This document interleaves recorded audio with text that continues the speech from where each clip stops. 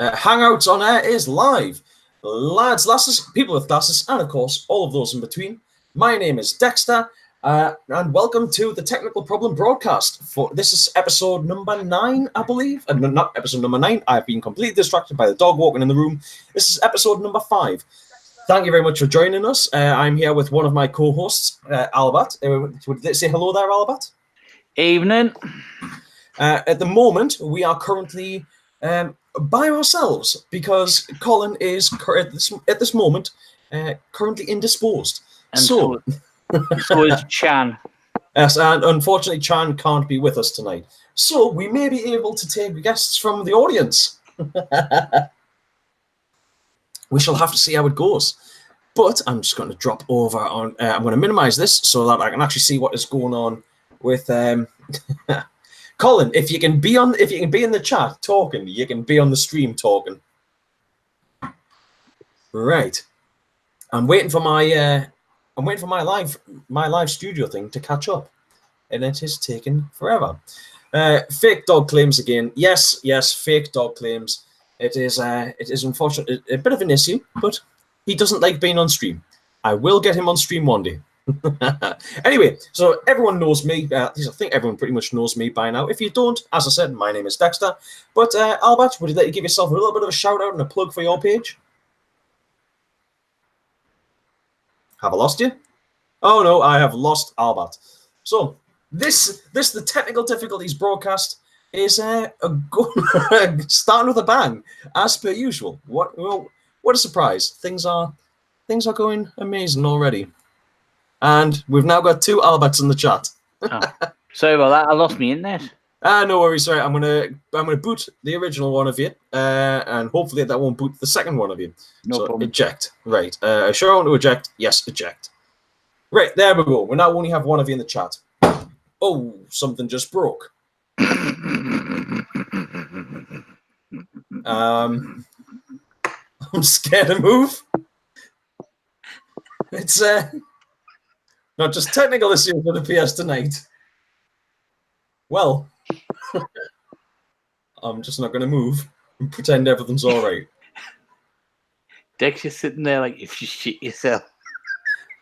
Have you ever seen these videos where somebody's sitting on like a little stool, or like one of those stools, like a stool that's just got one spike up the middle, and the chair just suddenly collapses and the spike goes up their arse? I'm a little bit scared that might be going to happen here, but I'm also too scared to move in case something does. I think I'm going to have to just do something here. So, oh fucking hell, it's getting worse. Ben's saying he's got no video, but I'm checking and we seem to be definitely still live. Right. I'm just going to try refreshing this. Ben, if you can hear, well, I'm assuming that you can hear it. Try refreshing the video. That may work. I'm hoping it works. Anywho, I think it's probably a good idea that I just grab something else to sit on. So, Albert, while I'm swapping chairs or finding something else to sit on, would you like to give your Facebook page a plug? Yeah, no problem. I shall be back momentarily. Yeah, well, if most of you will already know, but I run Click Clack Yow, which is basically a pump-based UK page. I'm also the administrator on Pump Fury, which is another pump page. Dexter, what the hell are you going to be sitting on? You're smaller than me now. There we go. You're smaller than me now. Right, that'll have to do. I'll just move your screen. There we go. That's better. Better. I feel tiny, but well, at least I don't have as far to fall this time. Right. So the chair is now currently. I think that's going to have to go out in the rubbish. I was hoping I could repair it, but it doesn't seem that it's going to be repairable.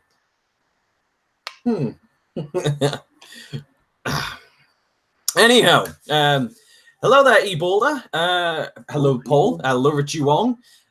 Good evening, Ben, and Paint Magnet, Colin, as I have said. If you can be in the chat, you could be in the stream. Have we got anyone else? I think I have said hello to everyone in the stream tonight. Tony's just said evening. Good evening there, Tony. Thank you very much for dropping in. And hopefully we can entertain all of you guys tonight. Any moment now, we are expecting Colin to drop into the chat, but not right now. I think what I need to do is I actually need to put on my second screen, and I need to move one window so I can see what's going on and see chat, see comments and stuff like that. So, Albert, I believe you have some topics that you'd like to talk about tonight. Would you like to start off on one? Oh, yeah. Well, one of the things I want to know is there such a thing as budget paintballing gear? You know, is it one of those things where do you get what you pay for? If you pay crap, do you get rubbish gear, or is there actually decent paintball gear out there for the more budget concerned person? You know, the likes of you've got really expensive gear out at the moment. The push masks, you know, your high-end markers, you know, like your dye dams and that sort of thing. Now, is there equivalents out there that are just as good, or is it, you know, basically, are the TMCs any good? You keep on hearing about TMCs. Yeah. Are they actually good, or are they just all plastic and they're not worth the money? The push, that's one of my biggest things is the price of masks these days. Yes. 150, 160 to like 200 odd pound. And where do they justify that price? What can a push mask do that an events profiler does? Yeah. Right. Well, I suppose we'll start with the subject of the push mask, I think.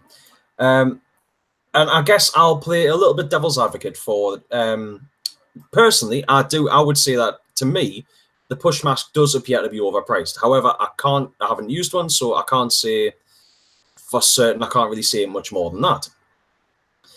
But it certainly does appear as if it's definitely a lot of money, and I don't think anyone can really argue that it's not a lot of money. But for what it can do, that normal average mask can't necessarily do. I believe it has an adjustable nose, but £150. It does come with a nice hard case, and it is a very good looking mask.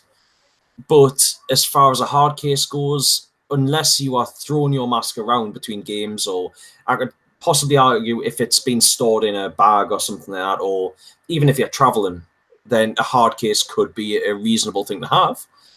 But even then, you can buy is it an Exalt hard case? Which it's a semi-hard case, but it protects the front of your mask. I think you can buy one of them for about £40, maybe it's £50 at a push. Yeah, and you can buy a JT ProFlex for £50. At a rough guess. I'm laughing at what Richie Wong's put up.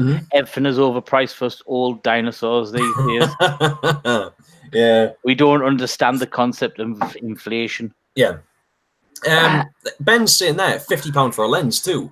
Well, that's it, but that's not really even limited to the push. £50 for a lens seems to be becoming the sort of standard for paintball masks. Now, I can remember buying E-Flex. Oh, sorry, not E-Flex, but it was mostly the Empire frame, Empire lenses that fitted the Helix, that fitted the Events, and it fit the E-Flex. I can remember buying those for like £18, brand new, and now you're looking at about 30 quid for one of those at least.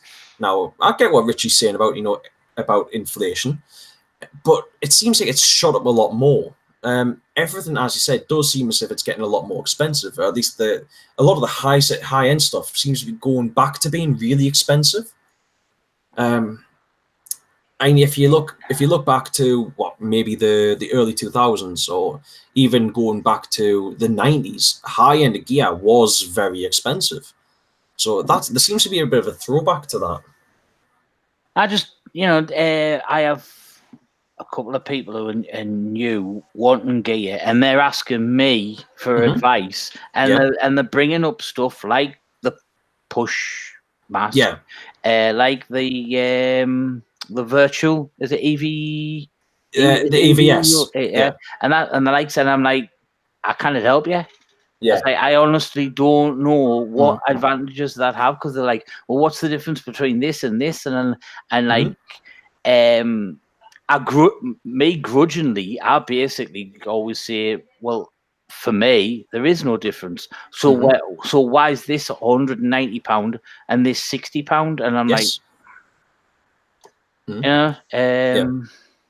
Well, that's it. I mean, most of the people that know me know I'm not exactly flush with cash. who is these days? They're all, that's exactly it. So I can understand why there is a lot more, like myself, and a lot of other players that are looking for ways that you can get out and play without spending an absolute fortune. And I don't think it really doesn't help when the first thing they see is incredibly expensive gear. But there is also options there. I'm not breaking another chair, God's sake. Ben saying the EVS is Empire. Yeah, it's EVOs. and it's the VOs from Virtue, isn't it? Yeah, but they're all around about the same sort of price, or a lot of them are the same sort of price. And Richie's just saying there, masks are all subjective as well, unless you're sponsored.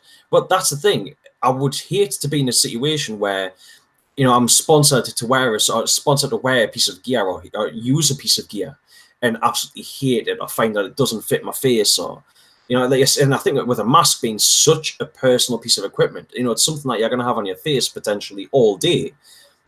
If that isn't comfortable and you have to wear it as part of a sponsorship deal, that must be terrible. Yeah. Sorry, I'll be reading the comments. Oh, it's all right. I'm just trying to fix my seat again here. Yeah, it seems that there's another one falling to bits on us now. Yeah. I can't believe I managed to almost break 2 chairs in one session. That's it. There we go. My little stool is repaired for now. Oh, that's the other side just gone. We'll just crack on and hope that I don't just all of a sudden collapse. That probably is really Winnie Colin in the chat, because both of us wear Proflexes, and every time anyone ever mentions a mask to me, it straight away is Proflex. Yes, yeah. I'd say there's some pro players still wear them, and how long they've been going. They were one of the very first, weren't they? Yes. You're talking like early 90s. I believe that I'm pretty sure the Proflex came out. I'm probably going to get chewed out here by some of the older guys in the chat. But was the Proflex not released in something like 96? I know that you had some of I might be totally wrong on that, and I think it was the early 2000s where you had the X Factor are now wearing flexes, according to Richie. That's a very high level pro team. The Spectra 270 was 97. There you go, according to Ben. I was just Googling Proflex. Yeah, but this is it. Some of this gear has been out for years, and it's still being used at high levels now. I mean, I would say that the mask is probably one of those things that is 12 years it's been out. 12. The Proflex. Yeah. It's been more than 12 years, mate. It's got to be more than 12 years. I mean, the 12, Flex 7 came out after the Proflex, and the Flex 7 came out in 07. I'm pretty sure it was really in 07. I'm probably reading it wrong here. Sorry. Because the Flex 7 was what then became what they also used for the full the full head shield. But this is it. Everyone's looking for ways that they can get out and play for a cheaper price. But then, as I said, people are looking at really expensive high-end gear, because some people are. I think there is some people that are very much. It's got to be really high-end for to play a good game. Now, I would always argue that the gun that is going to be the best gun for you is the gun that you have the most fun with. And if you aren't having fun, the Flex 8. Yes, it was the Flex 8 was the full head shield. Sorry. Thank you very much for that, Colin. What was the Flex 7 then? See, the JT Proflex in current form has been around for nearly 15 years. Right. When was I can't get an exact date of the first release. It's very sketchy. I think that might be that could be talking about the EPS frames, because there's EPS frames. Hello there, Gaffs. Thank you very much for dropping in. There was the EPS frames. There was another style of frame. I can't remember what it was. Because you had the eyes frames. Saying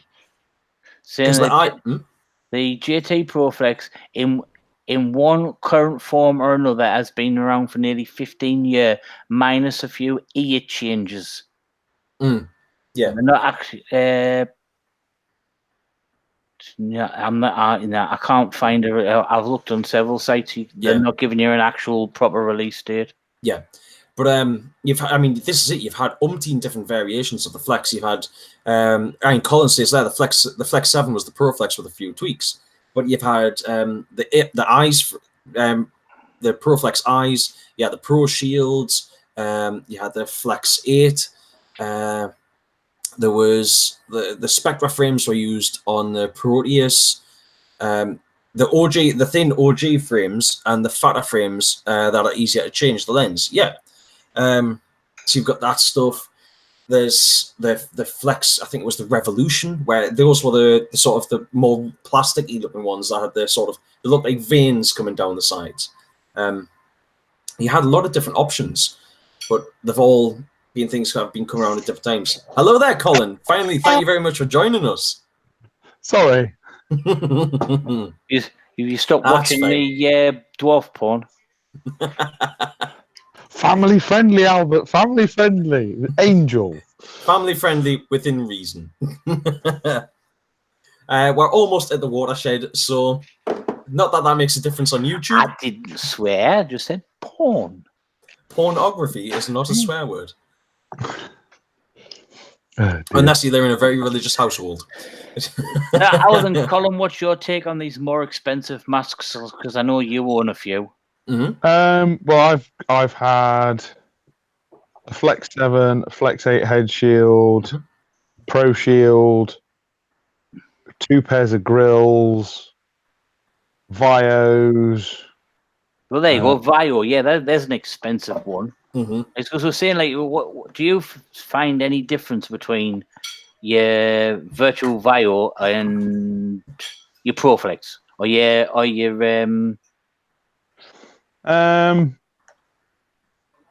the Pro Shield is probably the most comfortable mask I've ever had on.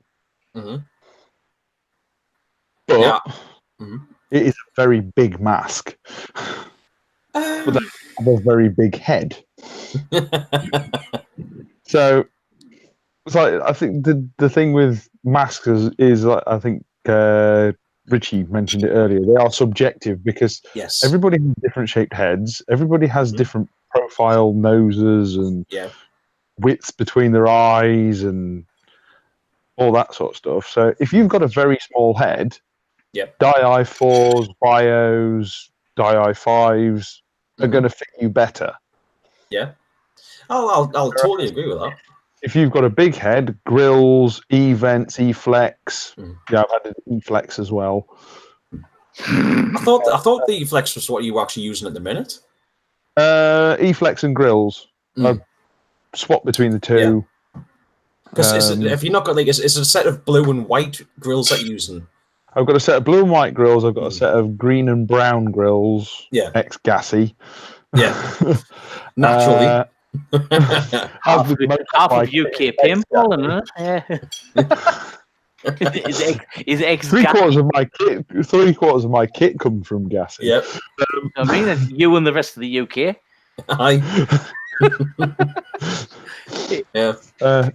The grills and E-Flex is what I seem to be rotating between. So I've got a set of skull E-Flex, grey E-Flex. Yeah. And the 2 pairs of grills. And I've got a camo E-Flex as well that matches my camouflage. Well, hey, we were not what has happened? We were not expecting the Chandy Man tonight. You've been dumped, Danny. I always come last. Yeah, that's what you like to tell yourself. and he's still busy. He's just like, you're just pretending that like you're actually paying attention to her, aren't you? Yeah, he's going to walk around. He's going to walk around the house with his laptop in one hand and the Hoover in the other hand. Yeah, that's it. Chan, have you got your little penny on there as well? You're waiting for a big thumb. No, Down. if you could have seen what I've just seen now. Oh, hi. I've seen Colin in the bath, so that's bad enough. Yeah. What are you trying to say about my laugh like? I didn't mean it that way. Damn so better looking than Colin. I'm not saying nothing. I was just about to say something there. I'm going to keep me going before I dig a bigger hole for myself. It's all right, Albert. I'll drive down and I'll give you a shovel. I think he'll need a JCB in a bit. I can't hear Colin. Oh, God, he's gone again. Oh, he's back. Oh, he's gone. Don't tell me you can't hear us. No, I can hear you and Dex. I just can't hear Colin. Oh, no. Shove him out. Shove him out. Yep. He's gone. He'll be back. Ladies and gentlemen, the Chandy Man shall possibly return. Considering we weren't expecting him. Right, we'll drop into the comments yeah, for a second. So Gaffs has dropped in. He says, that's a lot of masks. Can you guys donate him some? And also welcome back there, Chan. I have that many. No, I still can't hear Colin. To some. What was that there, Colin? I don't have. Somebody's muting Colin now. I believe that was Chan. And now Colin has been muted. Oh, God. Ladies and gentlemen. Don't have many masks compared to Chan. There you go. Sorry. So Right, you were muted. Can you start again, mate? Yeah. Chan, can you hear me? Yeah. Can you hear our all, Chan? No. Roll call. Hello. Yeah, I know you're not shouting, Albert. The problem is with Google Hangouts, you get full screened. You get full screened when you're actually making noise. So if your microphone is picking your audio up, it'll bring you up on the full screen. So you can't just pretend that you're talking. It was worth a try. Yeah, you've got to try it, haven't you? Right. Yeah. So Gaffs has said that's a lot of masks. Can you guys donate him some? And that he's been using the same mask for 3 years now. I can beat that. Yep. I've had my Proflex about 10 years. Yeah, that's it. Proflex is just last. It's why I keep going back to them. Albert's mask is actually a biohazard. Yeah. It's actually all black, the green bit along the bottoms. Yeah. Just old paint. Lovely. Yeah. It's actually got a 10-meter exclusion zone so you don't catch some kind of rare disease. Yeah. Cheers, Colin. Perhaps that's just why you feel the love. Oh. I thought Albert wasn't purple tonight. I've turned me light. He's slowly become purple as the stream has gone on. It's because I turned the light on. There we go. Because it was starting to get dark. He's got purple mood lighting in his kitchen. That's what it is. Yeah. Purple porn lighting. It's like Ben says, yep. Go on, Colin. They say it's like a Premier Inn. Yeah, that's it. Yes. Nah, those lovely lights and Premier Inns. Right. Ben says he's had his Proteus for 16 to 17 years. Oh, bloody hell. Yeah. Well, this is it. At the minute, I think I've got one of my Proteuses in storage, and my clear Proteus is on top of my bookshelf over there. And I love that mask, but I can't really easily mount a camera to it. So the clear ones in decent condition are worth a canny bit over in America. Mm-hmm. Yeah, that's it. Yeah. Well, I think the market for JT Proteus. Yeah, go on, Cole. Decent Nick is worth a lot in America, though. Yeah. That's what also is true. it in the minute with old gear in America? Do you not think that they're making the price? They're artificially making the prices of stuff more expensive. Yeah, some stuff definitely. By saying like $3,000 for like some autococker and e-mags that you can't even buy parts for. So if they knack, you can't do a damn thing about them. And they're wanting like $2,000 for like, you know, it's just man. The main problem is it's encouraging people to ship them over. Yes. So then all the guns end up leaving this country. It's like my Sterling. I would never ever sell it, but I have had offers every time I post it up on a pump forum that's American based, and I get flooded with people offering like ridiculous money for. But the best of it is, I feel guilty because this one bloke was adamant that it was a team gun from a team he used to play in. And he wanted to get all the team guns back. The only problem is I can trace the history of that gun right back to its original owner, and I know it was never. Or he reckons it was a Raptors. I don't know if any of you have heard of a team called the Raptors, but he reckoned it was a Raptors gun because he reckons that's the camo they had. But it was the original person who bought it was Neil Squire. Yeah, and then Ollie Bell, then Gassy, then me. That's the original. I even had one bloke try to say that it was his gun that was stolen off him. I was like, no, definitely not, mate. I can trace this history right back. In fact, I think you actually commented on that post on Facebook, Dexter, if you don't know if you remember, where I had someone accusing me of it being a stolen gun. Yeah. No, I can't. What was that, Chan? He said something. Oh,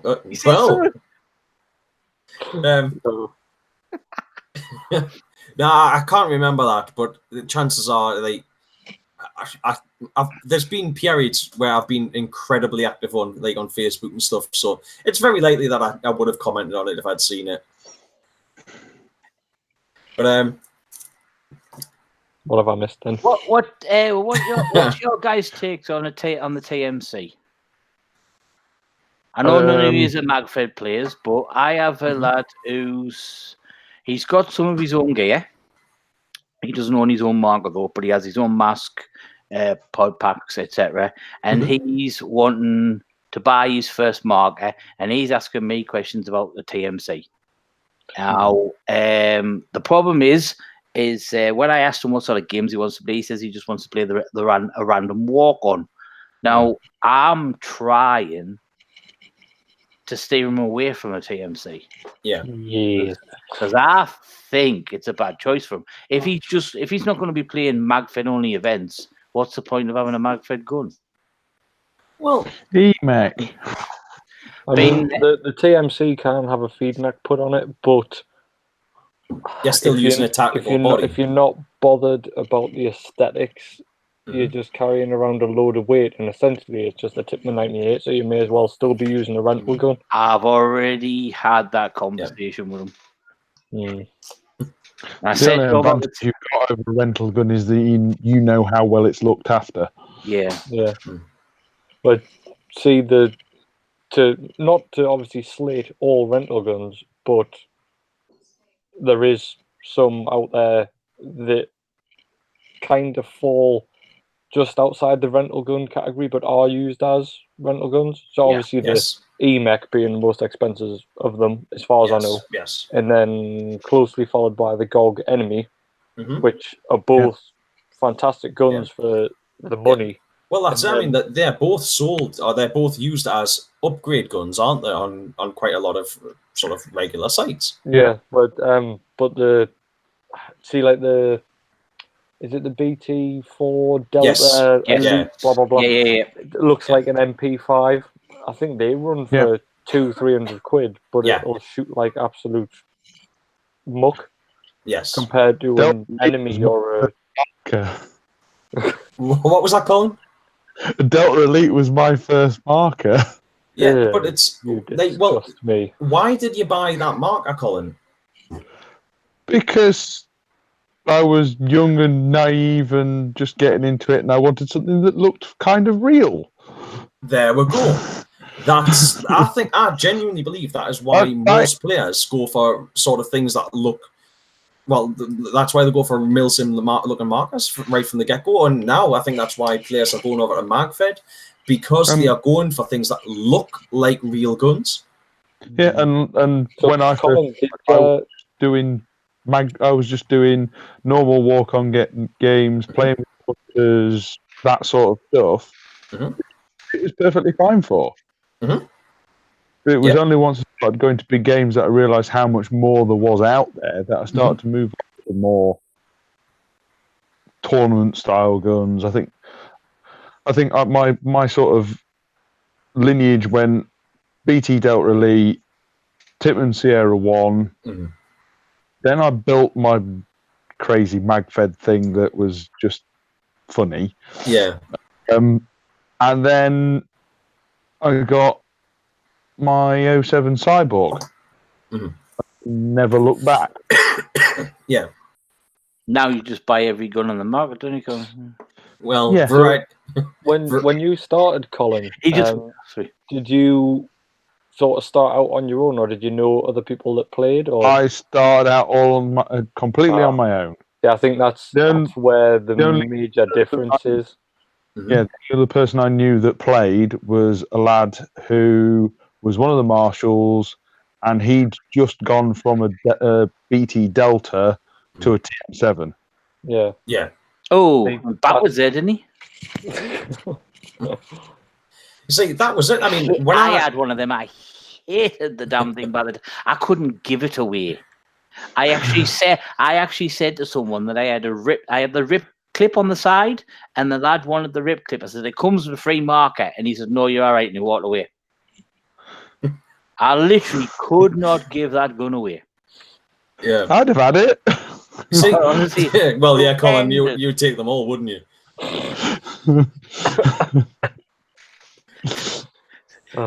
My house is a marker care home. As I was going to say, it's like a puppy sanctuary for paintball guns, isn't it? Yeah. Except they never all leave. the unloved and unwanted guns for the Colin. Yeah, but they never go up for adoption. They're just looked after. Yeah.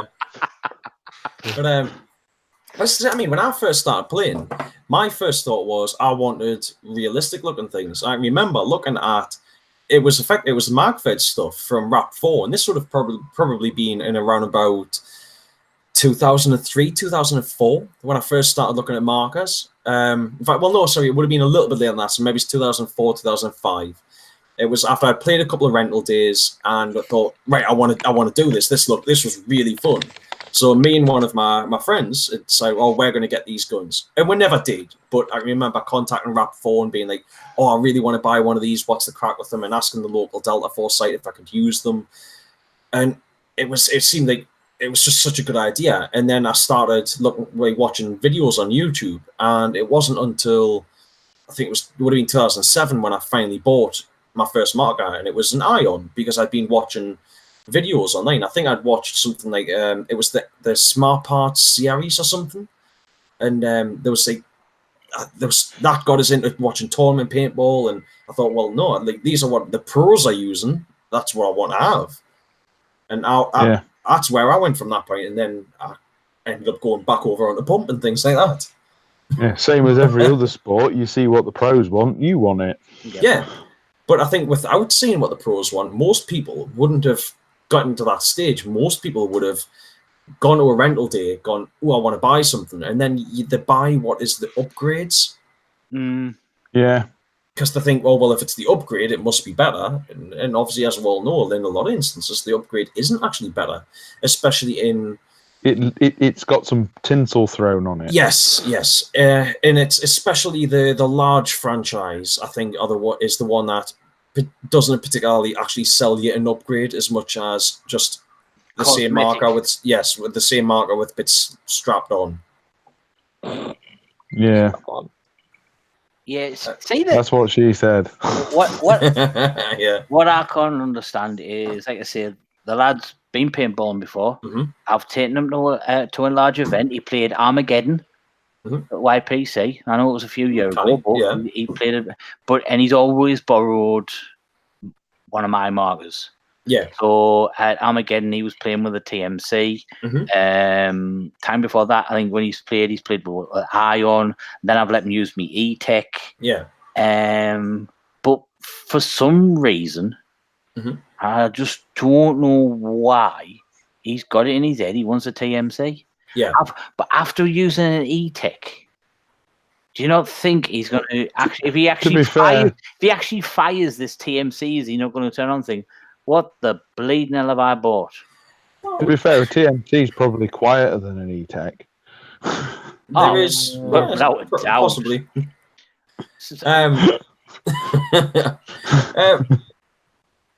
There does. I would say that there definitely. I think an argument can be made for he's probably going for preference over performance. He's going for something that form over function. Yes, he's going for form over function. He obviously wants something. Well, you have actually got an argument there, Chan. Yes, but I think there is a lot of people also put too much into the idea of function over form. Now, obviously, I like the fact that I want Mikey to try and perform as best as it can in most instances. But I also think, it's, as I said earlier on, it doesn't matter what marker you're using, as long as you're having fun. That's just the way I see it. If you're playing at a high level, then definitely you want form or you want function over form, definitely. But if all you're playing is walk-ons and stuff, yes, you might still be at a disadvantage. But does it matter if you're having fun? Yeah, but it's the quality bit that not in the way that you're implying, but yes. The gun, you take it out your bag and it has nothing but problems all day. Your walk-on day is ruined. Very true. Yes, yes. So that's where you've got to have the fine balance between form and function.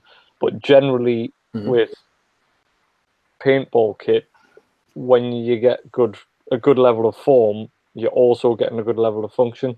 True. Yes. Depends what your class as form. If you're classing it as looking like a real thing, generally not. If you're talking about quality finish.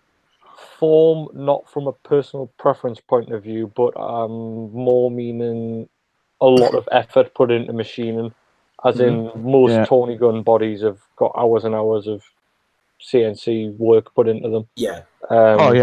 Rather than like the TMC, which is just a plastic injection molded thing that's been shipped over from China.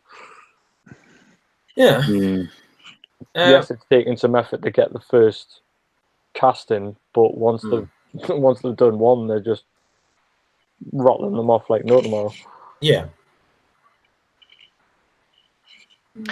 What my idea was, I was going to try and get them to District 23. Yeah. And there you go. That's the gun you're going to be buying. Yeah. Spend 28 quid at District 23. Do you really want this gun? There you go. Give it a try. See how it feels. See what Well, that helps. Yeah, I think that's definitely a fair argument.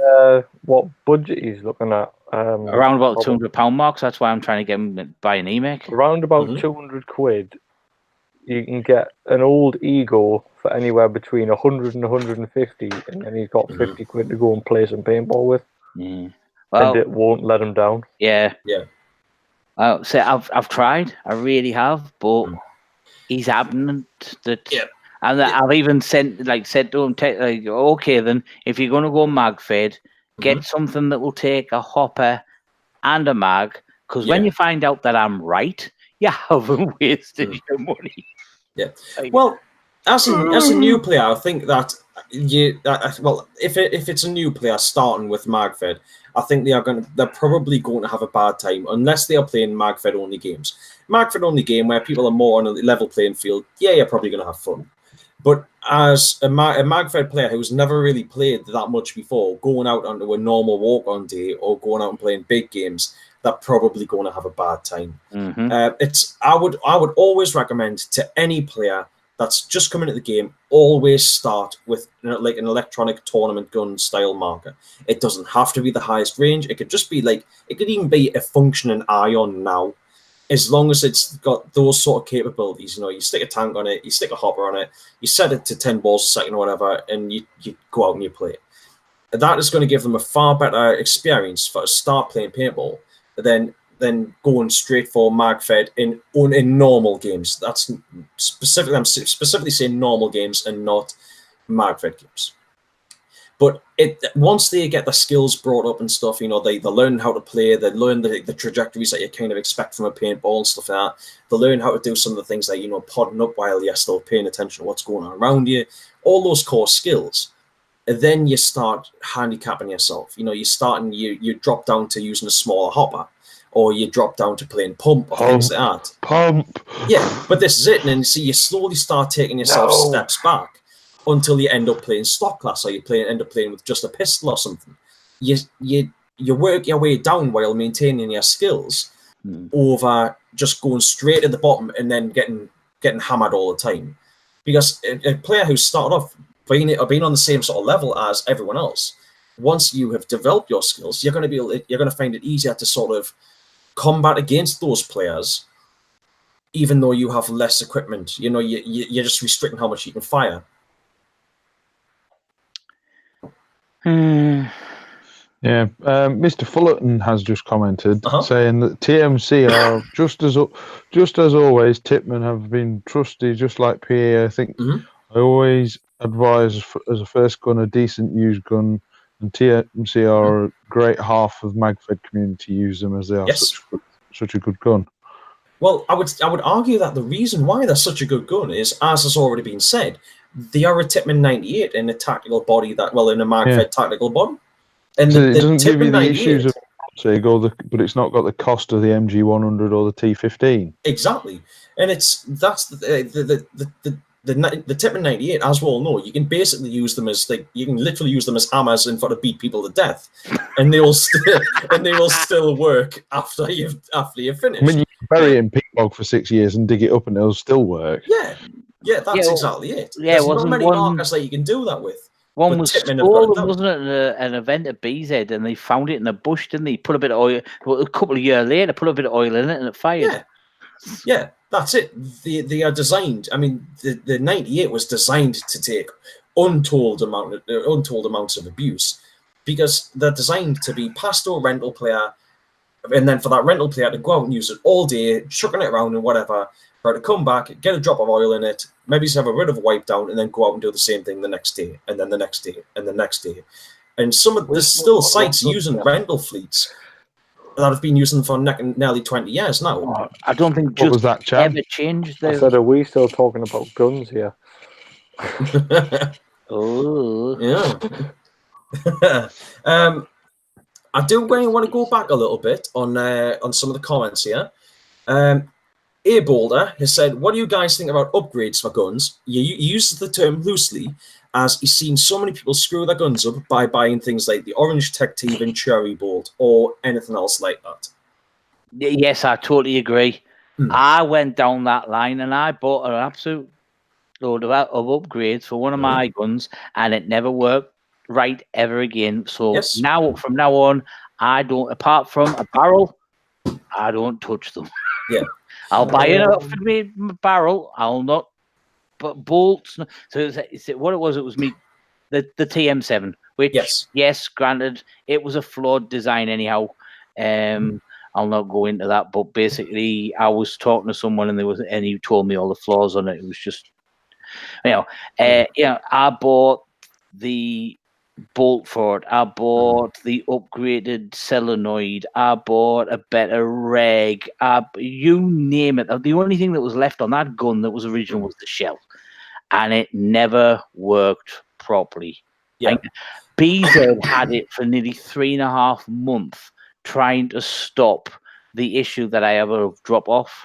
It would have serious drop off. It was like it would shoot 30, 40, 50 balls, no problem. And then it would some balls would just roll out the end. And then it would fire great again. Then a couple of balls would just literally roll out the end of it. And they couldn't fix it. As if it's been starved of air and then building it back up and then having a good blast and then starving of air. It's like the regulator can't keep up. Yes. Yeah. Well, that was the design fault. It was because the regulator on them is horizontal instead of vertical. And they were saying that's the design flaw in them, because to get them to fit into the shell, they put the reg along the top. Yeah. The barrel's here.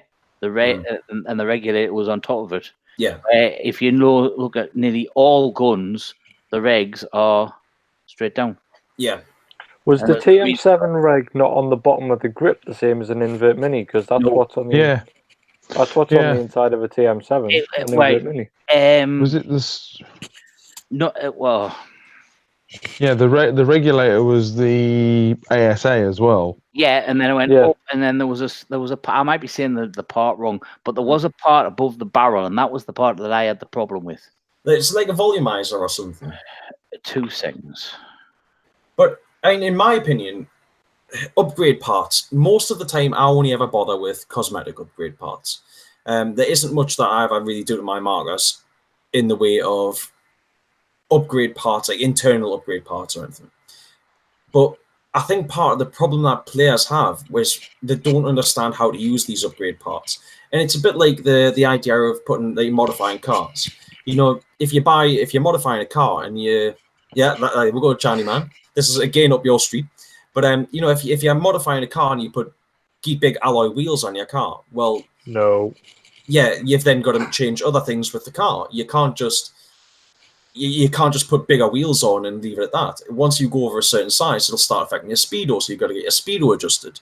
You know, if you put bigger wheels on, then you got to adjust the wheel bearings, and then you got to adjust things further up and further up and further up. And it's kind of like if you start putting in light bolts into your marker, you've then got to start adjusting things like the LPR, because it doesn't take as much to push the light bolt as opposed to the heavy bolt. And when players don't adjust these things, and the marker is still set to its basically factory settings, you then have instances where you start smashing paint, or you start actually damaging the parts as opposed to them just working normally. Yeah, I must admit, I'm a sucker for an advert. I've tried Tech T bolts. I've tried upgraded regulators. I've tried this, that, other. I've tried everything basically. Yeah. I mean, you look at my Ion, my mech Ion. There's not a single part on it that's original apart from the grip frame.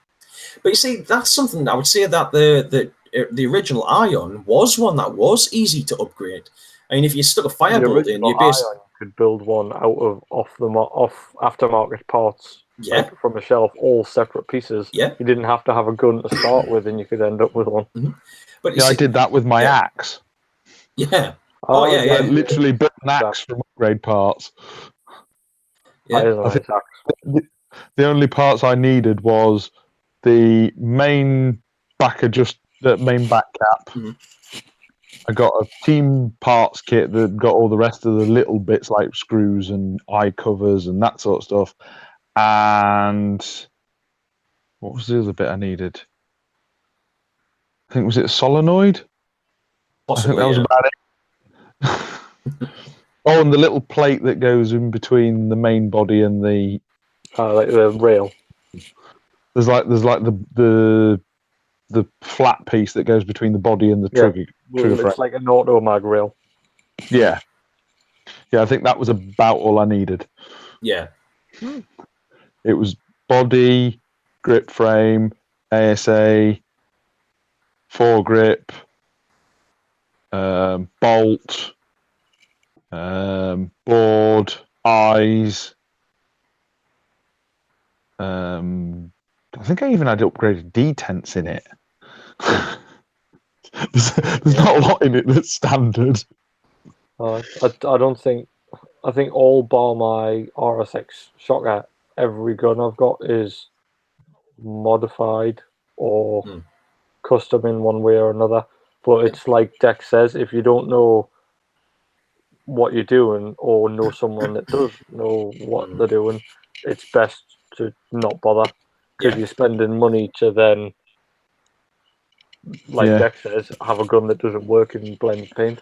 I mean, my first experience of it was North v South. Bought proto paint to put through a Sierra 1 that I'd bought a brand new hammerhead barrel for. Yeah. Which they're not nice on paint in the best of times. Yeah. Then also had put a Tech T Zero kick hammer in said Sierra 1. Yeah. And I just ended up with a soup cannon. Yeah. Yeah. Because the Zero kick hammers, the lightened ones compared to the standard one, aren't they? Yeah. So the problem would have been, it wouldn't have been. No, the problem was I was told that they needed a stronger spring to compensate for the lighter weight. Yeah. which of course meant that the bolt was moving faster, which meant it smashed the paint. Yeah, that's which when I put the standard spring back in it afterwards, it worked fine and it hit velocity fine. Yeah. Well, listen, I think the last marker that I tried to upgrade significantly would have been my last TPX, and I decided I wanted to build like a sniper platform, basing it around a TPX, and I think I put in the first strike breach, and I had a Tech T. I mean, the first strike breach on its own would have done the job, but I put in a Tech T bolt as well. Well, the Tech T bolt in conjunction with the first strike breach meant that when it would fire the first shot, and then as the bolt slid back, it would flip the first strike and end up just smashing it in the breach the moment you pulled the trigger the next time. So your second shot, your marker was screwed, and you had to strip it down and try and clean it all out again, or try and fire through the paint, which just didn't work. You just every time when you're trying to fire first strike, it doesn't work anyway. Well, no, that's the thing. There does seem to be some markers that definitely feed first strike very perfectly fine. No, I mean trying to shoot first strike through the paint. Yes, yeah, trying to shoot through first strike with first strike doesn't work. Yeah. Yes, really not good. Yeah, talking about paintball guns not working, I've had to put the sniper in at BZ. Yeah? Yeah. Wow. Have you ever had this happen, Colin? You have to build up pressure for it to start shooting. I would have to shoot it. I'd have to shoot the sniper about 20, 30 times. The first couple of balls would just roll out the end, and then you would see the power getting stronger and stronger and stronger, and then it would start shooting.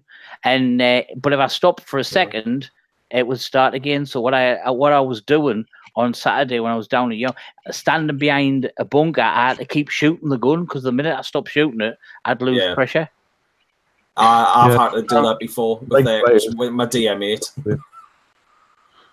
Yeah, it sounds to me like a regulator. Yeah, well, I've handed into BZ for them to have a look. I did not fancy taking the regulator apart on a wooden bench in the middle of a paintball field. Yeah. So maybe a lot of times I've done that. BZ, fix, please. I used to kind of be the opinion. It was like I would just take the reg off and swap it for one on a different gun and just hope that works.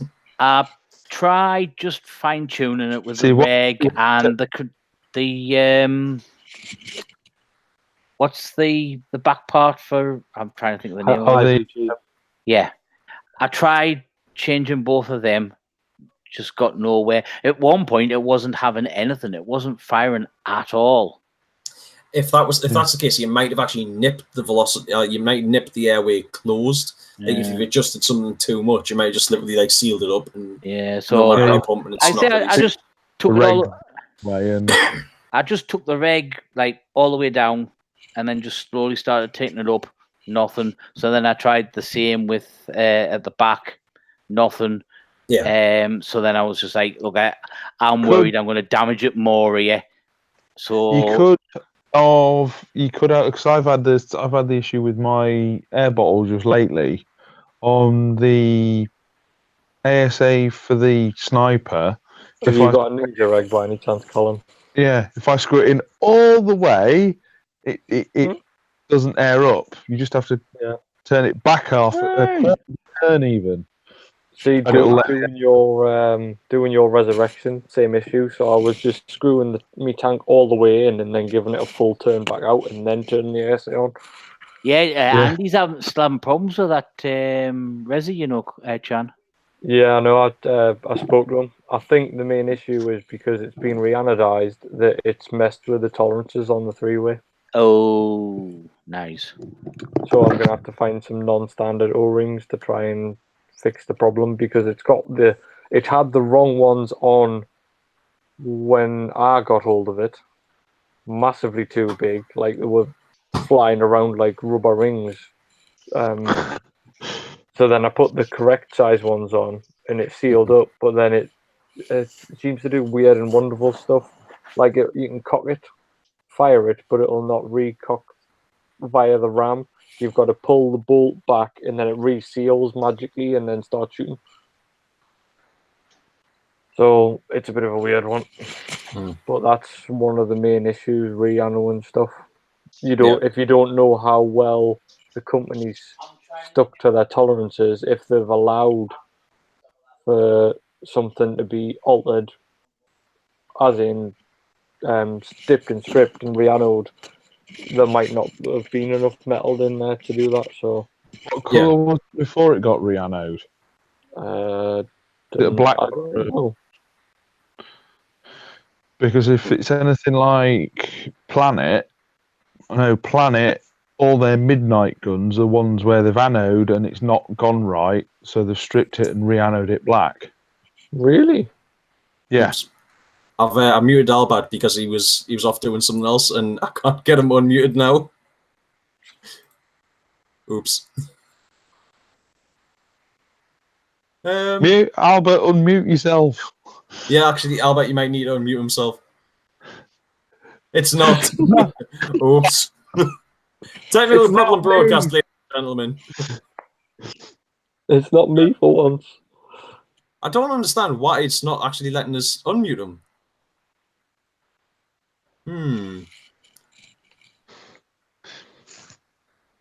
Strange. Aha! Yeah. There we go. Right. I kept on taking the arrow to the top and the little menu wasn't coming up. And then finally the menu appeared, so I managed to unmute myself. I'll just mute myself a cuppa. Fair enough. So I'm going back now, I get it. I've got my cuppa here. Mine's empty. And he's off again. So Poseidon says, what if Planet Eclipse made a pump? It would make a lot of people very happy. It wouldn't happen though. It'll never happen, but I'd have one. Yeah, I think there's a lot of people would want one.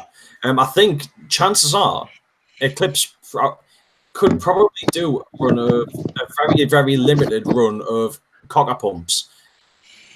But they are like possibly using old stock if they've got them, or even doing.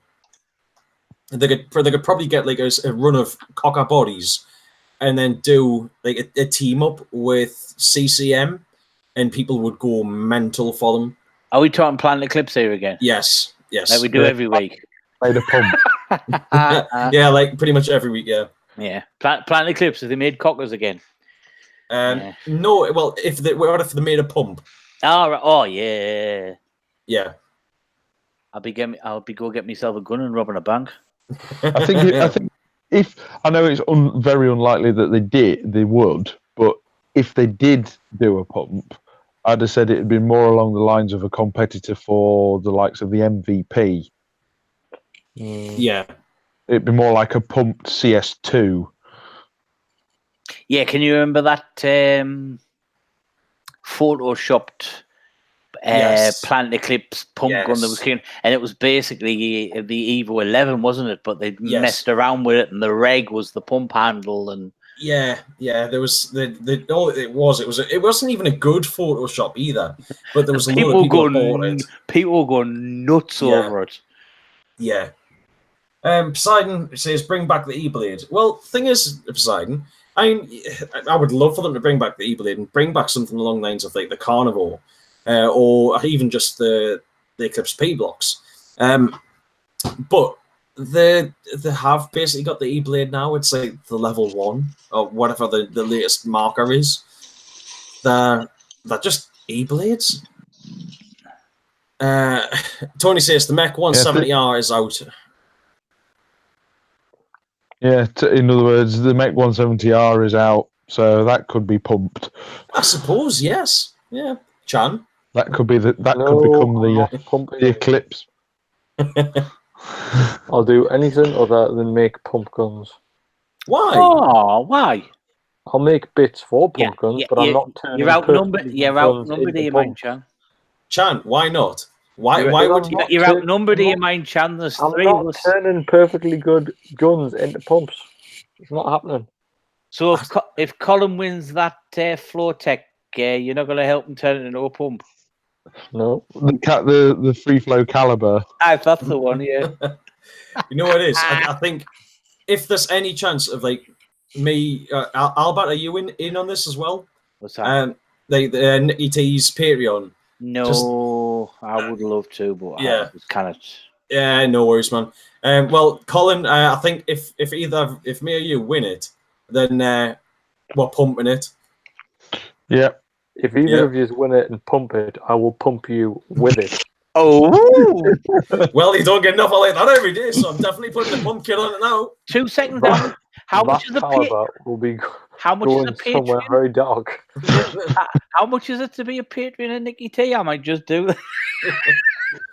I believe you can actually be a Patreon now for like £1. Oh, £1 to get pumped by Chan. To be fair, I think if you. How come I'm on twice now? Hey, look, I'm Albert, guys. I was screen sharing for this. Is this the one? Yes, that's the one. Yeah, that's the one. Yep. People See, I've seen the ones that somebody's actually done. Yeah. Like a real pumped ego. I can remember seeing one where somebody literally made, like, they took a wire coat hanger, they wrapped like part of it around the bolt, but popped the bolt out enough so that it was like it didn't cycle when you pulled the trigger, and then we're just pumping it like that. Oh no! It worked, but it was like proper ghetto style. I must admit, right? I would agree with Chan there about if pumping an ego. Yeah, that's a bit. No, do it. No, do it now. Well, see, I'm halfway there with meching an ego, but I wouldn't go as far to pump one. Nah, Howard Chan, it's got to be done. We've got to pump an ego. Chan, have you getting any further with your experimenting? Yeah, I'm just waiting on some bits being delivered from SMC and some other company. I need barbs, basically the ones I'd got the seals on, were just totally perished. Right. So, but when it did work, but obviously it was leaking air massively, so it wasn't getting enough air through to fire it properly to make velocity. But it is working. It's just it's cycling. It's cycling. Yeah. So it's looking like it should be ready for the GCC. Awesome. Now I was joking on with Rich that I was going to put some like little LEDs in the grip frame to make it look like it still had a board in. Yes. So then the refs would be coming over like, that's not 5.5. I'm like, well, can you cap it then, please? Yeah. You see, I think we should you've cap got to get metronome. You've got to get some Perspex panels cut. They made. Just the only problem with it is, unlike the aluminium framed E-Tex and Egos, the inside of the grip frame, there's nothing to look at. It just looks garbage. I can understand the LTs. Well, I don't know if with the E-Tech 5 they didn't do any MLT, did they? Don't know. I just say no. When you open up my LT, it is like. Yeah, like reinforced nylon. You can see the innards of the reinforced nylon, and it isn't pretty.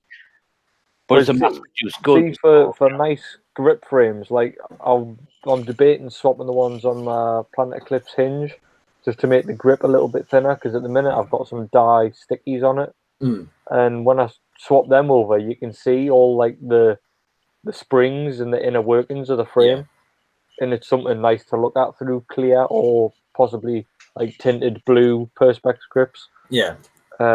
Which I'll probably be doing a run of Perspex 45 grips. Yeah. See, Chan, could you not, right, like, pump it, sorry, not pump it, mech it, but then, like I said, put some Perspex grips on, and just put, like, get a little board with a micro switch on it, wire up so it's at the on and off button, but then just put LEDs in on the inside of it. So you've got a battery powering some LEDs that doesn't actually do anything. I was pretty much talking again about the same sort of thing with Rich, but instead of doing that, doing it as a micro switch connector. Oh, here he is, the imaginary dog. Which also was linked to a speaker and a little board to take an SD card. So every time you pulled the trigger, it said a different phrase. Yeah. Yeah, jiggity jiggy or like pew. Giggity giggity. Or giggity. The thing is, though, with something like that, there's not really any sneaking up on somebody, is there? So have you True, seen the, true. Have you seen the size of me? I couldn't sneak up on somebody if I tried. I don't think any of them are really designed for sneaking anymore. I'm not being funny. If I can sneak up on someone and barrel tag them with a trumpet, Yeah. Tony says, you guys talking about cockers, but I've never seen one in the flesh till last week. Lucky enough to shoot it was amazing and believe it was an E-blade. Tony, if it was an autococker and it took batteries, it would have been an E-blade or possibly a war blade. Or it could have been one of those very rare. Well, it could have been a race gun, yeah, but they're very rare. Or it could have been even rarer than that. Like 2 or 3.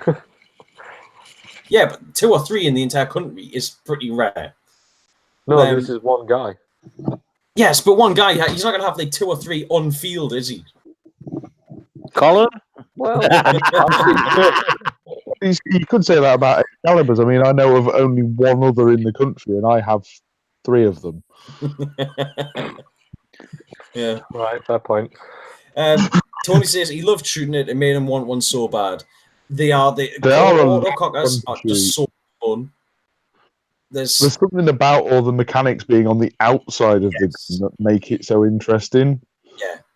When I mean, I can remember the first time I ever shot an autococker, I nearly crapped myself when the bolt nearly hit me in the face. Yeah. I think it did crack me in the mask, in the lens. What the hell is that? Yeah. If you ever take the ball pin out as well and then fire it, and the ball pin goes launching over your shoulder. The stuff like that's just so much fun. Oh, that really sounds like fun. That light Dex here. You get your Speaking of stuff flying over your shoulder, this is something that, like, going back to family friendly, Colin. Family friendly. Back to the subject of modifying guns that you're not confident and all this sort of stuff. This was several years ago. There was a lad that I used to play with quite regularly. He's now no longer plays. He had an Invert Mini. Yes. And he had it reanodized. Mm-hmm. It came back to be assembled. Yeah. He wasn't that confident in assembling it, so he asked his mate to assemble it. Yeah. And on a Mini, there's 2 bolts that fasten the grip frame to the body. Yeah. One long one and one short one. Yeah. And you put the long one in at the back because that also retains the back cap. Yeah. He put them in the wrong way round. Mm-hmm. He'd been using it all morning, and he was shooting fine. He popped out. He did like some snap shooting type shooting. It was at an urban game down in Reading in a disused warehouse. Yeah. Popped out, shot a couple of balls, popped his head back in, but was just about to pull the marker in when the back cap flew out. Yep. Now, the back cap went through 2 pieces of plyboard. Bloody hell. And they found it about 100 yards away in the next section of the warehouse. Yeah. Ow. Imagine if his head had been in front of that. Yeah. Yeah, well, this was the thing. It was like just pure luck that his head had... Yeah. Yeah. And it literally went through 2 pieces. You know, the not plywood, but you know the stuff with the big chip panels. Yeah, chipboard. Not chipboard, but with like the big... You know what I mean? It's used a lot in like... MDF? Not MDF, no. You see it on like American films when they're building houses. It's like chipboard, but much bigger pieces of wood. Yeah, right. Yeah.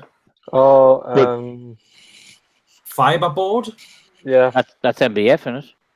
Medium density fiberboard. Well, I suppose that's MDF is. And you have high density fiberboard. Yeah. I think this is the low density stuff that's got like it's just like it's just like compressed. But yeah, but it went through 2 pieces of that are about 15 mil thick. Yeah. And they found it about yards away. It was scary to say the least what it actually did. Yeah. Because it literally just vented his full bottle straight out and blew it straight over his shoulder. Yeah.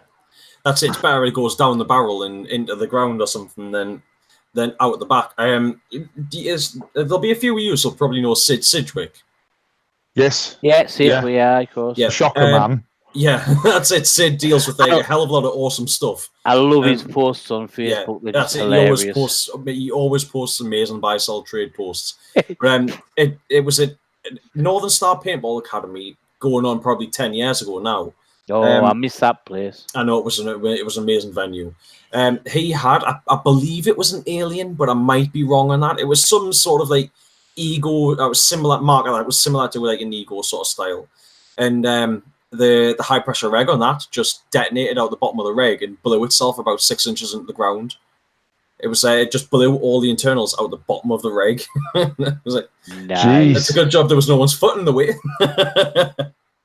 But this is the thing. It's like high pressure air is not something that you can mess around with. You have got to be really careful with it. I mess around with it. So, you would, Chan. Compressed air is very dangerous. People don't realise how dangerous it is. Yeah. I mean, it's like every time I take my Tipman C3 out, people like look at me, like, "Oh, I'm not coming anywhere near you. You've got propane. It's like a bomb." Like, yeah. What do you call that? 4,500 psi in your bowl? Yeah. Yeah.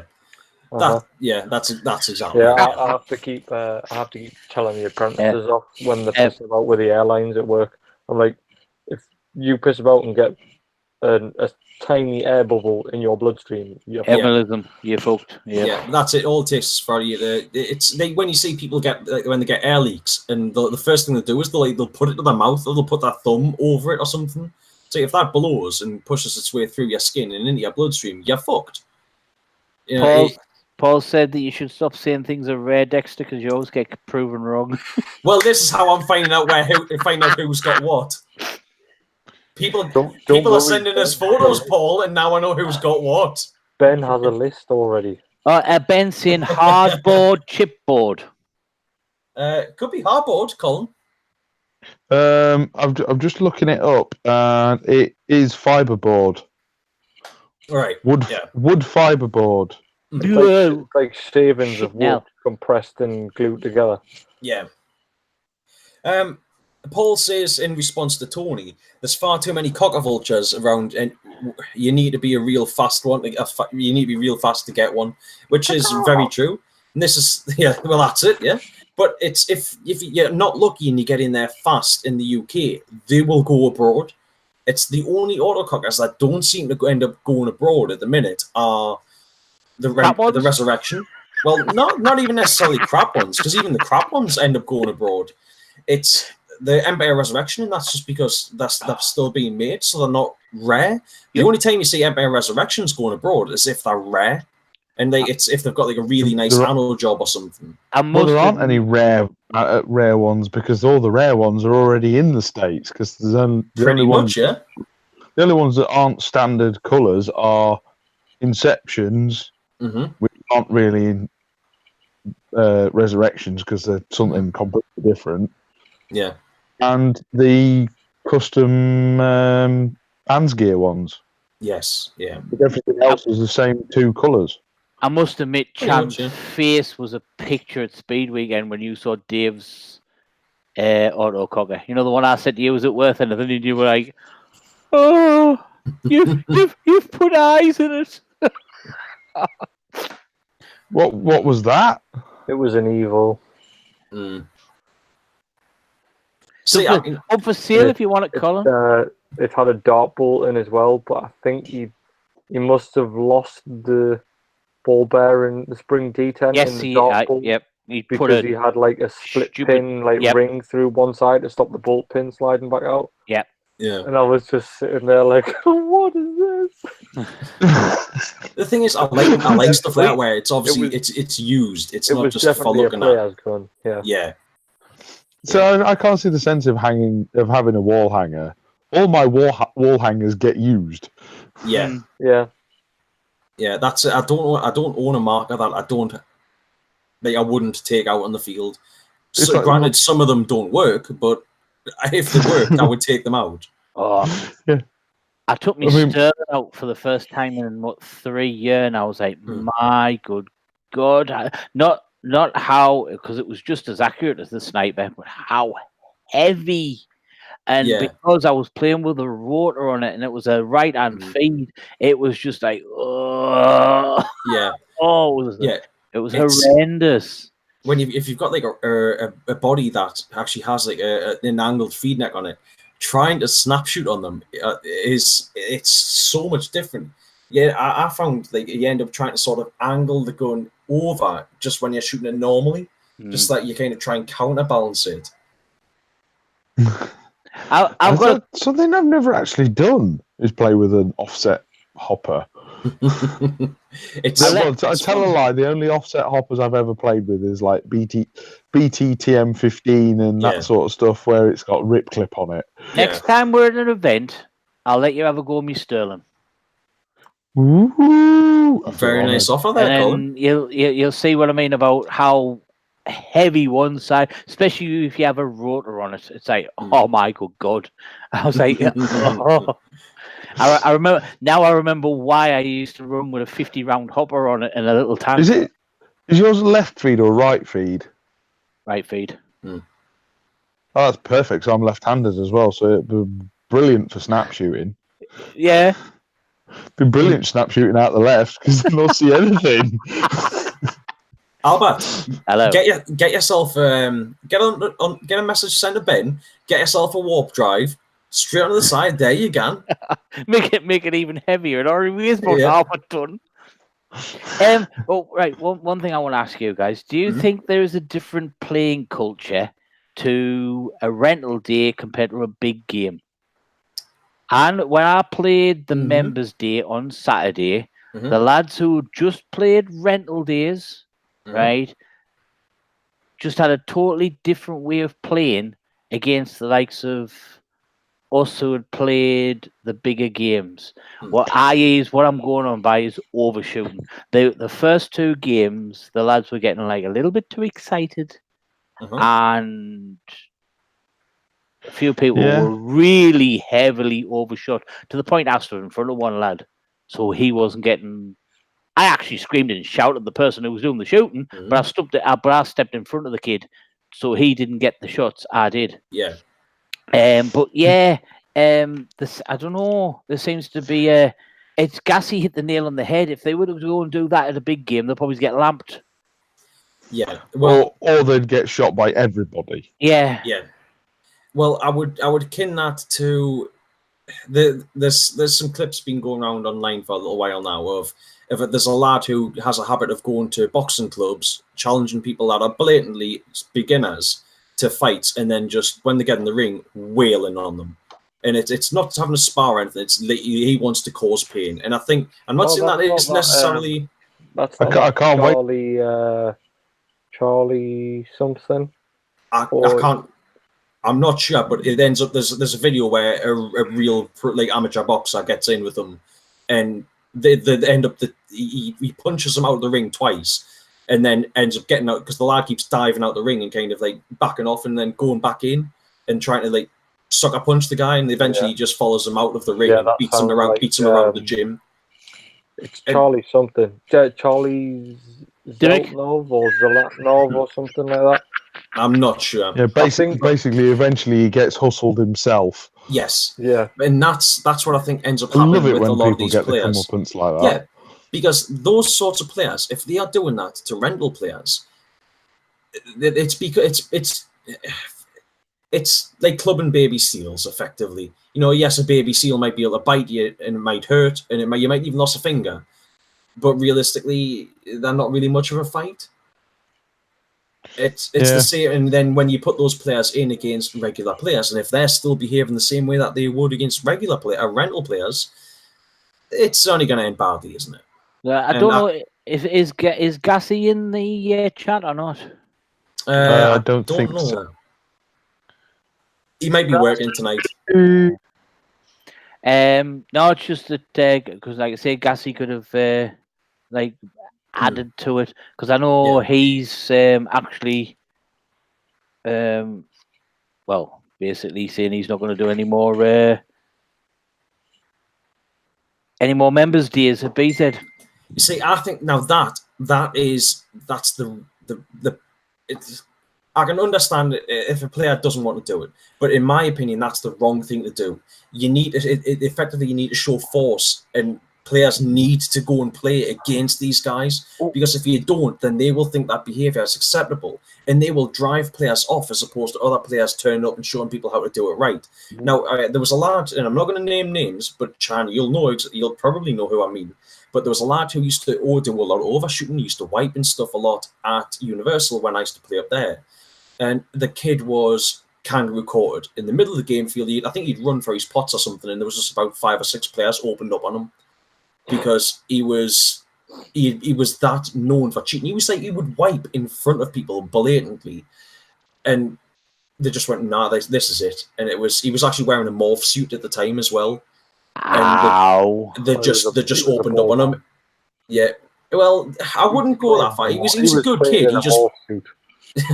He was a good kid. He just played badly. See, and after a little bit, and I don't like vigilante sort of stuff for the most part, but he didn't do it again after that. It was made clear why it was done. He'd been warned about things about his behaviour before that, and then it was done to him, and he never. Well, at least I never saw him cheat again.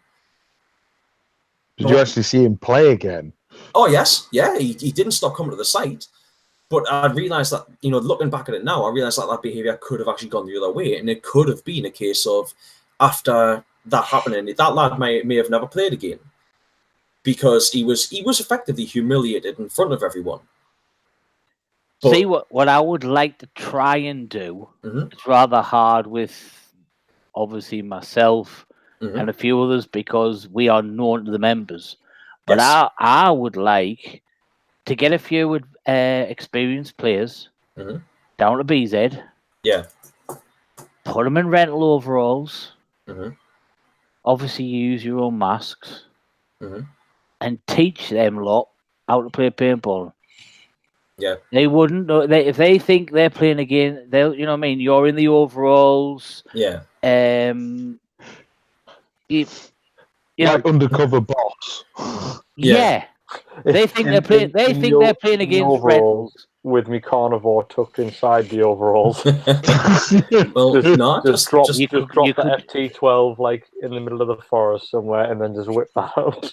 To be quite honest, they wouldn't realise if you were playing with your own guns. They wouldn't realise. Just go out there with rental packs on and overalls and your own masks, and they wouldn't realise what guns you were firing till it was too late. Yeah. But yeah. I don't know.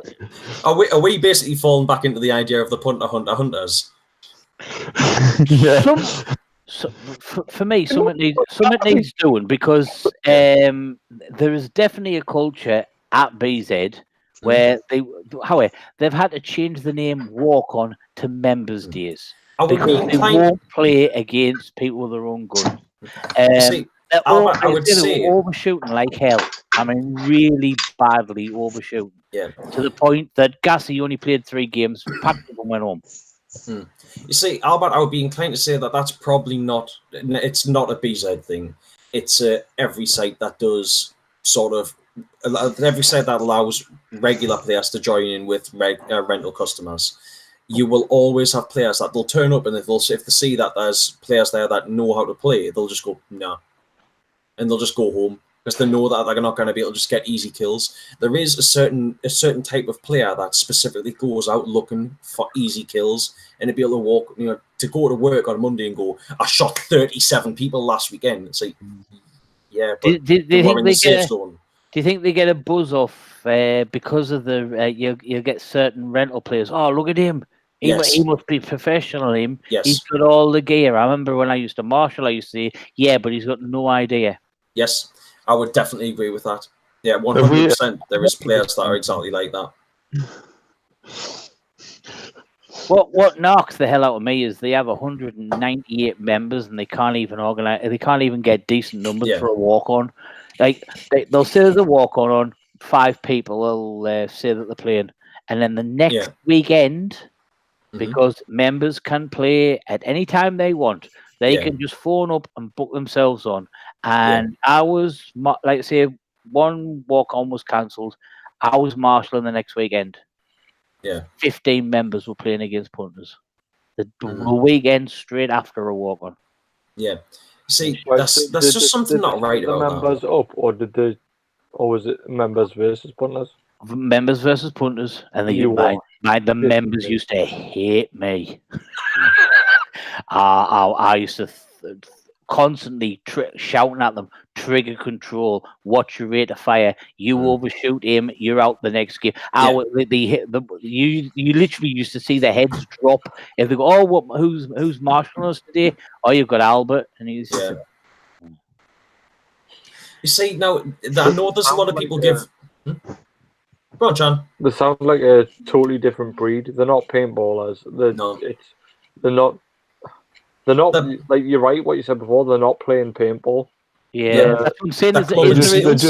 They're just out to get kills and hurt people. Yeah. Yeah, that's it. That's all they want to do is they want to be able to go to work on Monday and go, look at how big my dick is. I shot 13 people out in one game. What Tony's saying in the comments, 100% right there. All the gear, no idea, happens all the time. Yeah. Yes. So they've just gone out and bought some fancy gear to go and shoot people they know are going to be, they know they're going to outmatch. Yeah. That's exactly it. I mean, when I was playing up at Universal, I used to play. Like there was a period for about 2 years where I worked nearly every Saturday and played nearly every Sunday. So there was weekends where I would be, I might actually be the only regular player that was on the field that weekend. But I was playing stuff like stock class, and I was playing like even open class pump. The only time I really played with like an electro or anything against regular customers, unless they were mixed in with the normal walk-on players. But even then, the teams were always split. The only time I really played with like semi-autos against rentals was like when I first started playing paintball and I didn't know any better. And then what I was going to say was, I know there's a lot of people give Wolf stick for the whole grow the sport thing and all that sort of stuff, but I do think there is something to it. And when Wolf says about, you know, like as a paintballer, you are a representative of the sport. And if you're playing something like a walk-on day and all you do is you just go out there and hammer the other players, then they're going to think, well, if that's what paintballers are like, they're a bunch of dickheads, and they're not going to play anymore. Yeah. I mean, like you say, when I first started, all I used to do was go down and join in normal punter days when they got my own stuff. Yeah. Because I genuinely didn't know there was anything more. Yeah. I'd just go down, play with the punters. I'd have a fantastic day because I'd walk all over them because they didn't understand not shooting straight in front of you and using angles and that sort of stuff. But that was where I first started to learn. And then I got introduced to the idea of big games, and that it was like, no, I don't want to play with punters anymore. I enjoy the challenge of having to play against 1,500 other people. You see, believe it or not, one team that I used to play for, that's a reason why they kicked me off. They actually kicked me off the team because I didn't go to the team game shooting punters at just paintball. I was down playing War of the Roses. Yeah. At Yarm. Like 200 odd people playing. I don't know, did any of you ever play War of the Roses? No, I am going a long time ago. But yeah, because I wasn't just paintball shooting punters, they kicked me out the team. Yeah. You see, now I can even understand wanting to go and play with rental customers, and I've definitely considered it myself over the past few months and stuff. But I've thought about, you know, like trying to make it more about the rental customers, and it's, for lack of a better phrase, to try and grow the sport. You know, the idea of having a setup, having a setup where I could go down, give it over to a rental customer, go, look, I'll take your gun. And let them go out and play with what they think is, you know, like the tournament player's gun or whatever. Something that I don't mind if it gets broken ultimately, but it's going to be an upgrade to them. Give them that, and then go out and play with their gun. And that it maybe at the end of the game, getting your gun back, give it to someone else, and try and make it about them. I mean, so I still get to go out and have me fix and play paintball with them, but it also gets them a little bit of a better experience, maybe. But I don't know. It's an idea. I have a lot of ideas that buzz around in my head, and sometimes they're good ideas, and sometimes they're not. Ben's just said War of the Roses was 1576, wasn't it? I thought it was something. I'm not that old. I thought it was something from Game of Thrones, personally, but you know. No, YPC did a lot of games. Was it the Lancashire versus Yorkshire? Just War of the Roses? Well, yeah, and the real one, Lancashire versus Yorkshire, it was the War of the Roses, the Yorkshire Rose versus the Lancaster Rose. But YPC did them before Armageddon. They did when YPC used to put on big games. He's not bothered now. I've asked him at a walk on. I went Andy and asked him, and he was nah, not interested. He can get anywhere from 30 to 40 people at a walk on a month. What's the point of him doing a big game? He reckons it's more hassle. And he didn't. More hassle, but well, the problem he said to me was for him, big games opens him back up to politics in paintball. Yeah. And then, where he's just on his own, doing his own walk on, doing his own little thing, running his own shop, and he's sick of all the politics. He just You know what is the politics of, like, what would it have been around about 2014, 2013, 2015, somewhere around about that sort of time? Oh, it's the worst I have ever seen in paintball. Massive amounts of damage to UK paintball. Well, that we're still suffering now because of it. Yeah, I think there was definitely a lot of players left paintball because of all the politics that were happening around about that time. And all the backstreet of it all. Well, 100%. The numbers have never went back up. We were getting good numbers at the games like North versus South, Paint Fest, and they have taken Stargate, all that sort of stuff. Yeah, I've already accepted. Yeah, Punter Hunters.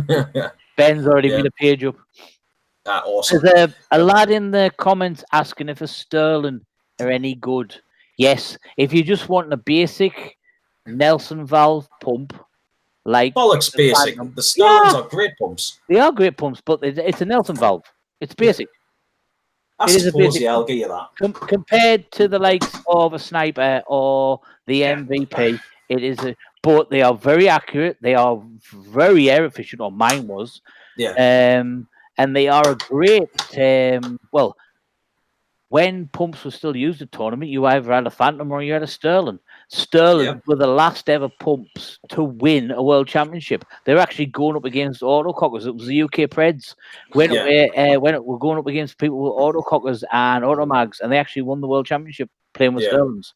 They're a brilliant gun. One of the smoothest, if not the smoothest, pump action on a paintball gun. Yes. Oh, MVP. No. The pump action VP is just. I'm telling you, try my Sterling. You try my Sterling when next. I've said you can borrow it. You try the pump action on my Sterling. It's like butter through it's like a hot knife through butter. I will second that, Colin. Like even my Sterling, and mine's. I'm pretty sure mine's just like a pretty much a bog standard Sterling, isn't it? Yours is an STP. It's it's a tournament ready pump. Yeah, but it's basically just it's got like an ASA on the bottom and stuff, isn't it? But that thing, the pump stroke on that, like, I've shot plenty of pumps, and the pump stroke on that thing is just slick. Yeah. I've got every faith that, the MVP probably is a really nice pump, but out of all of my pumps, my Sterling has the nicest pump stroke. Yeah. I mean, the MVP has to be the smoothest pump stroke because it has about 18 blooming roller bearings on the pump stroke. Yeah. Right. See, that in itself worries me.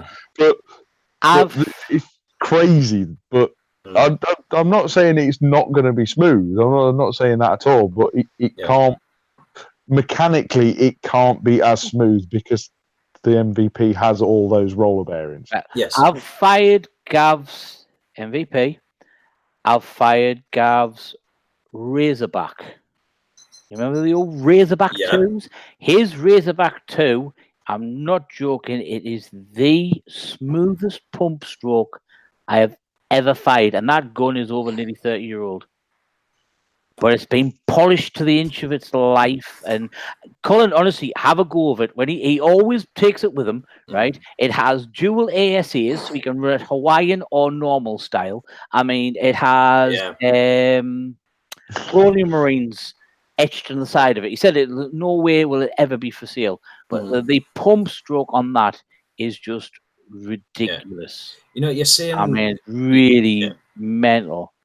You're saying about that there, Albert, about the having like the dual ASA on the bottom. Yeah. I've actually got a dual ASA that I had on a gas through grip Phantom, and I need it's probably going to be Chan that I'll have to ask to make us the back cap for the valve for my for a Phantom and drill through a grip frame. But yeah, I've got one, and I would love for it to be able to try and sort that out at some point. But so you can run the Chan's now that he's like his name's been mentioned. What? I am actually still working. Like, you've woke him up. No, I'm still working. People are messaging you. Yeah. Yeah, how's the new Facebook page going? Pretty well. Basically, Chan can go self-employed from next week. The amount of work he's getting through. Yeah. Yeah, I've every faith that Chan probably could actually go self-employed if he wanted to, if he had access to the machines. I've got the machines. What, yourself? The ones. That's it. I suppose I could retrofit the ones I've got to make them CNC, but I'm pretty sure Haas do a lease deal, and it's like £600 or £700 a month to lease a CNC machine. Yeah. So if I had the work that could pay that off, then yeah.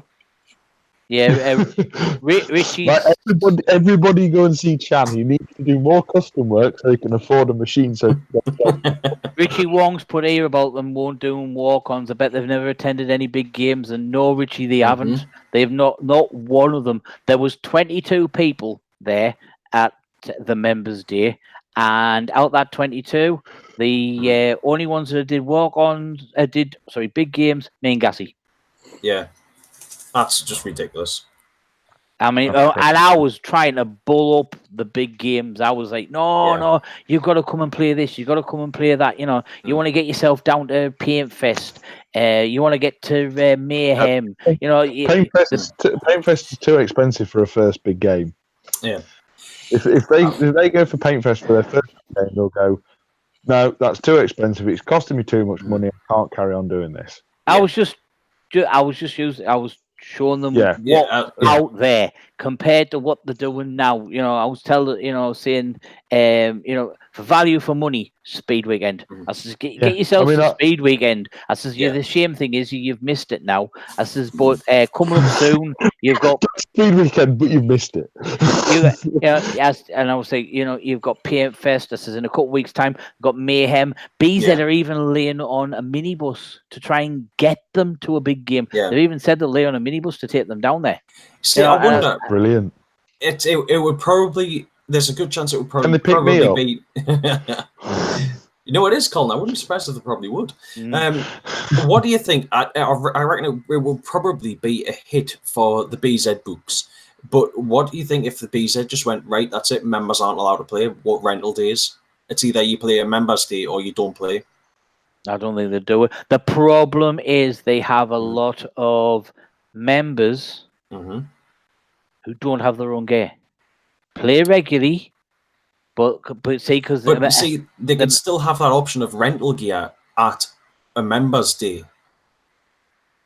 See that you pay £30 for the year, but then you pay walk-on prices. Yeah, paint. So there's a lot.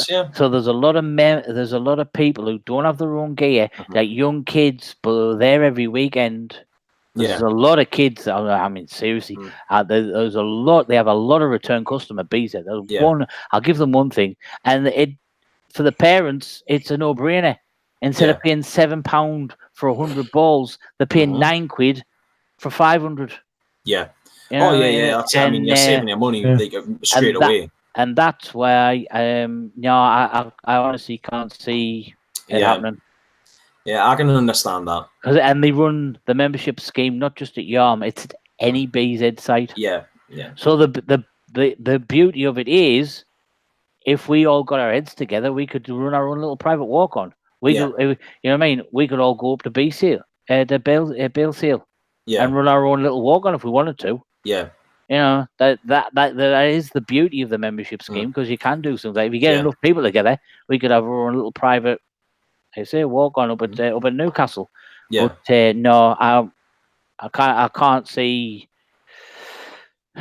No, BZ will not do it without a doubt. No, just to give you a little bit of insight into the way BZ run sites, they have a little in-house competition between I think it's 7 sites they own now. Yeah, I could be wrong. Over who sells the most paint, and whichever site sells the most paint on the day wins. And I'm trying to think what you get. They get something for it. Yeah. So there's an incentive there for them to sell paint. You know what I mean? And that's all that BZ. I'm trying my best not to mention people's names. That's all BZ's interested in: paint sales. Well, paint the sales, thing is, though, I can't fault them on that, because that's basically what paint sales means profit. Yeah. Yes, and that's what rental sites survive on. It's the same as a car showroom survives on car sales, doesn't it? Yeah, and the thing is, with if a paintball site doesn't sell paint at rental days, they don't survive to be able to run a walk on. And if they do happen to run a walk on, then the price goes up for the paint that you're buying on the site. And of course, you've then got the problem of, if it's too expensive for us lot what we're paying, then we'll go somewhere else, and then the site doesn't even have the rental days to try and make the money back. So it's catch-22. One of the problems BZ have now, as well, as they've got a lot more competition on than what they used to have. For a long time, all they had was just paintball. Yeah. As in site and shop. Yeah. Now they've got another company right on the doorstep. Yeah. With now 2 sites, shop, and they're not happy.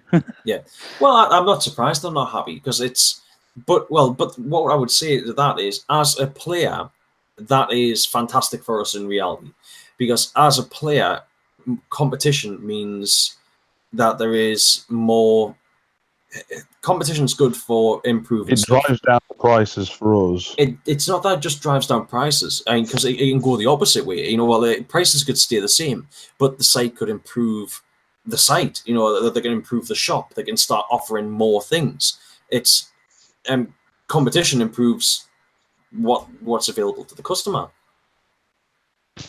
Yeah, I'll have a chat with you offline, because I'll tell you something, but I don't want to put it over this. No problem. No problem. Yeah, I think BZ are trying. Don't get me wrong. I think they are trying with saying members only days, and mind they still had punters on. Yeah, but they give the punters the option. They said, "Do you want to play with these guys or don't you?" They didn't want to, so they went off on their own way. Great. Yeah, that's totally understandable. The way I look at it, I think that's how it should be run all the time. If there's enough members, they shouldn't play against the punters. No. And then they should be on their own field. Yeah, because then the punters can still see you with all the gear, still mingle with the lads who have played, and look at this, I do this, I do that, I've played here, I've played there, and then the rentals might think, oh, this sounds good, I'll come on the member side next time. Yeah, you see that. But don't mix them. That's the problem. Is shouldn't have an own gunner versus a rental. They shouldn't have some 23-year-old with his own job with a high-end die marker shooting Billy on his 14th birthday with all his mates. Yeah. Well, you see, now I would say there is a little amendment I would make to that. I think the option should always be there for a rental player to go and play with the experienced players. If they want to go and compete with the not the other way around. Players. Yes. If there is enough players there for a regular walk-on players to be playing with regular walk-on players, then they should be playing with regular walk-on players. Unless you have things like I said, if you've got a player who, it's probably players that are kind of trusted by the site, that they're not going to go out and be a dick on the field. But like I was saying earlier on, the idea of going out, giving them a rent or giving them like a marker that's better than what they would be shooting, and you using their marker or something like that. If you've got a situation like that, then I think stuff like that's acceptable. But it comes down to it's very sort of circumstantial, and it's difficult to kind of police things like that. Aha, yes, Gassy. Good evening there. Huh? Oh, I must be mad. He wanted more notice, by the way. Ah, yes. Well, that was it. We're a little bit late on asking anyone. But to be fair, he did mention it at lunchtime today, and it is your channel. Yeah, we thought you were asking him, Dex. Yes. It's your channel. It's your responsibility. This is my channel, but it's our show. Ooh. Put your handbag away, you bitch. Yes, in future, I think we probably are going to have to get on top of the inviting guests a bit more. Maybe at least a few hours before, not 5 minutes before. Oh, he's gone. Is that his Is that his laptop failed again? He was on the phone for ages there, so he might have had to just go. Yeah. But although it is normally around at this point of the night where his laptop does cut out, so it could also be that. I think we need to raise funds for Chan for an extension lead. No, Chan raises his own funds. Gassy's put on here. He's been on call all night, so he couldn't have done it tonight anyway. As much as he loves us, though. Yeah. Well, we love you too, Gassy. Thank you very much. It's why I said about asking you on Gassy was to know if you wanted to do a review of Borderlands. Give us feedback from Borderlands. Poseidon says, am I at YPC this week? Unfortunately, not Poseidon. Pretty much, I am saving all my pennies for Grand Central Classic at the end of next month. So I'm not. And then you're saving all your pennies to come for superheroes. Yes, Mayhem. That's the current plan. Sorry, Mayhem. I would absolutely love to do Mayhem, but really, I don't think I'm going to be able to do this yet. Gassy's going to take the 5th. plead the 5th. What's that one? It's the Fifth Amendment. It's the right to silence or something like that. Yes. Anyhow, Richie says it's past his bedtime. He's got school tomorrow. Well, yes. It is getting a bit late. It's not that late.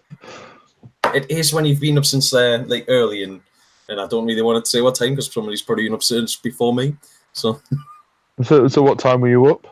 I think I was actually up at about 6:30, and then I was at work for 7:30. Oh, dums. Hey, I need my beauty sleep. Dums. It doesn't work. It does. I didn't start off this good looking. God, I hate to see what you would have been before. Yeah. Yeah, well. Tony says, if you guys are doing Mayhem, it would be cool to have a game or a beer. It would. And Tony, next time I see you, I'm hoping it's not that I'm in the middle of shouting and screaming at other players. But well, I will definitely be there, Tony. Without a doubt. So yeah. Yeah. Oh, saying it's Richie's saying next time it's not his bedtime, it's Chan's. Yes. Well, that's it. Chan does actually go to work quite early, so as I understand it, he basically goes into work early, does his normal shift, and then stays and does other stuff as well. They does basically overtime and all sorts. So yeah, I know what that's like. Yeah. That's how you make the moolah. That's how you make the extra pennies. Gassy says he's booked for Mayhem as well. Poseidon, Mayhem is the back end of August, I believe. August bank holiday weekend. Yes. Always. I'm grounded still at that point. Yeah. Colin. August bank holiday weekend. It's the first Mayhem I'm going to miss for a long time. I may well get down for a day. I'm hoping to be able to get down for the main game for the day, but it's going to be tight and close. Tell you what, Dex, I will video the registration room for you, and I'll send you the video because what's it like, Colin? Oh, it's just old school heaven. Albert, if you paintball history on a wall. Are you allowed multiple people in at the same time? On the wall? Yeah, because it's like, is there not like a bit of a competition on? Is it Ronnie that's put on a bit of a competition? If like, that was a long time ago. I don't know if it's still running, but there is a couple of guns on there that never ever saw production. So he reckons it'll never be. 6-packs and stuff on the wall. It's just like. Have you seen there's actually somebody on eBay selling a 6-pack at the minute? No. Would you like to guess how much? 6 figures to go with the 6-pack? Not quite 6 figures. Oh, what's the costume for Albert? I dread to think, because he's also saying it's my colour as well. Yeah, it's gonna be a purple minion in it. Yes. I think like if for superheroes, we've got to dress up as minions and have. Either that or a Ribena berry. No, I'm going as a minion, definitely. Yeah, I am playing heroes versus villains, but I am definitely going to Mayhem. Well, definitely, without a doubt. I'm really hoping I'm going to be able to get down to villains. No, can't see the link. Send me the link, Gassy, and I'll post it. Oh,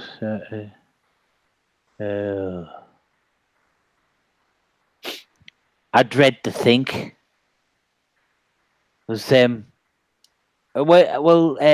Dex, you're on the Grand Central page now, aren't you?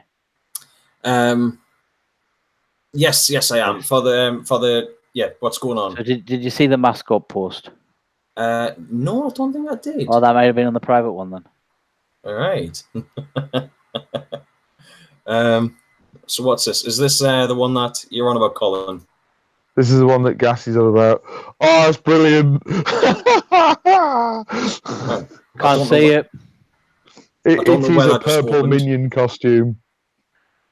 Right, tell Gassy if he's paying for it. Yeah, I'll wear it, but I ain't paying that price. God damn. Yeah, that's brilliant. But $139. It was 1,000. Yeah, down from 1,000. Right, ladies and gentlemen, can we crowdfund Albert's costume for Heroes vs. Villains? I tell you what, I'm just going to purple makeup. I don't need much purple makeup, do I? I need a wig. Yes, so ladies and gentlemen, our current total is 0. We are hoping that by the end of the stream we can reach $139 to provide Albert with a much needed Minions costume. Yes, Rich, you need to be villains. You are evil Rich after all. It'd be wrong for evil Rich to be on the goodies side. So, ladies and gentlemen, some of you that were around since earlier on in the stream may have noticed that the reason I am lower today than normal is because I broke my desk chair. Again. My wife, yes, again, I broke it even more than normal. My wife has sent us a message saying that she's found one for 20 quid, but it doesn't hold anyone over 17 stone. You're knackered then. Yes, I will not be allowed to sit on my desk chair. No, Richie, you need to come and fight for me. I'm not sure I should be insulted by that. Well, talking about heroes, do you guys not think that we need more fun games? Do you not think everything's gone serious? Where's Charlie and the Chocolate Factory? Yeah, okay, yes, we have heroes versus villains, but we used to have Minions game, Charlie and the Chocolate Factory, all the fun of the fair. Mm-hmm. It's all gone Ragnarok, and it's all gone too serious. Super serious. I want the fun games back. One of the best games I ever played was Charlie and the Chocolate Factory.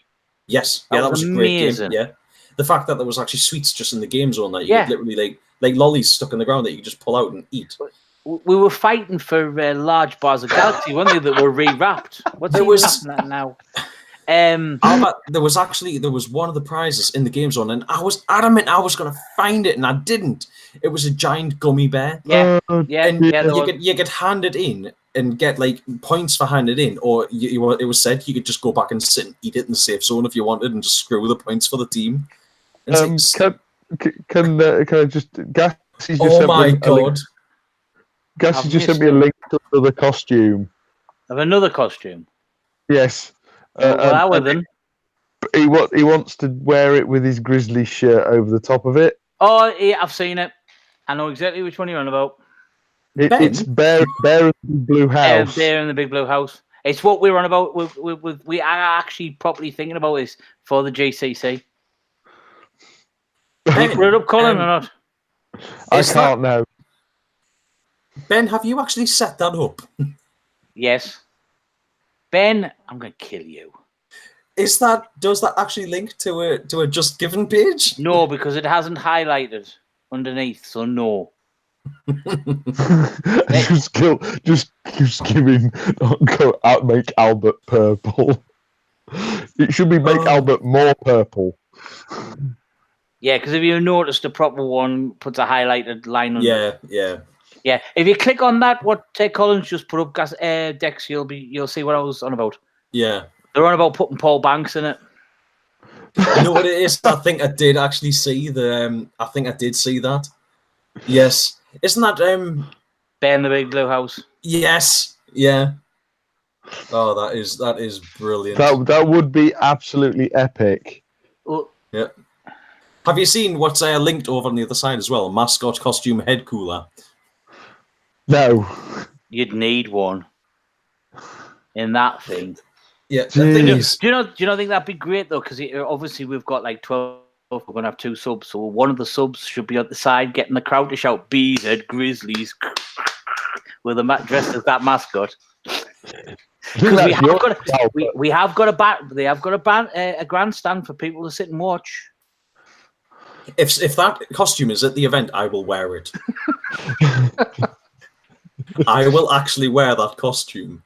I would even be tempted to play a game in it if it wasn't for the fact that I'm trying to take this reasonably serious. No. I wouldn't play in a game in it, but I reckon walking around. I would. No, walking around getting people to cheer for BZ. Can you imagine if BZ's playing somebody like the Joy Division, and you've got all the audience shouting for an all scenario team that have never played in a tournament before, chanting their name instead of the world ex-world champions. You see, now that's exactly why I want to wear the costume, because I want to wear it while playing against Joy Division. No, outside doing the promo work, getting them to shout it. I'd love to mug somebody out while wearing that. No. mug out an ex-pro player, like an ex-world champion, while wearing a Bear in the Big Blue House costume. I reckon on the outside, just cheering and getting the crowd cheered on. For Dex. To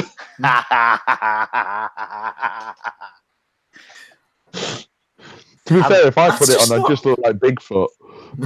Yeah, it'd be a bear with half mast. I'd probably have to have my feet stuck out the bottom of it because I'd be too tall. So I mean, it'll be a bear with half masts. Oh, but that's brilliant. No, but I like getting back to what I was on about. I reckon there should be more fun games back in Game Pong. Yeah, definitely. Yes, definitely. We need more less serious games where it's all about just having a bit of a laugh. Yeah. Hello. Is somebody stood on your hamster? I think somebody else. That's not from me. Oh, it's working again now. You did die there for a second. Yeah, just wondering what on earth's going off. I think someone's stood on your hamster, Albert. My hamster? I'm working perfectly all right. Thank you very much. But yeah, I do think there definitely has to be more fun games again. And I love the idea that there is a proper serious games going on. Oh yeah, without a doubt. But you need some light-hearted where you go out of a laugh, like you say, like Charlie Factory, where you were fighting over a bar of chocolate and it was up to you. You either took it to the safe area to get points for your team, or you ate it because it was an actual bar of Galaxy chocolate. Yeah. Well, you look at look at games like the Cartel game. Yeah, that was good. Yeah. This game. Yeah. Running around in little bags of powder that you've then got to go and take to get traded in cash, and it was a brilliant game. Or Minions, when they had us playing with a pinata in the middle of the BZ Bridge. Yeah. Stuff like that. Raiders game when you're looking for bricks that have been painted gold. Yeah, the Raiders game was brilliant. Yeah, that was another game. Yeah. There was a bit of confusion at the end of the game, but it was still brilliant fun. Yeah. What's a paintball game without a bit of confusion in it? Yeah, when one team's being told, you need to wipe them out, and the other team's being told, get as many people on the bridge as possible to score. Yeah. South Park would be good. South Park big game, yeah, that would be. The thing is, South Park there used to be a South Park big game. It was that was what Stargate was before it became Stargate.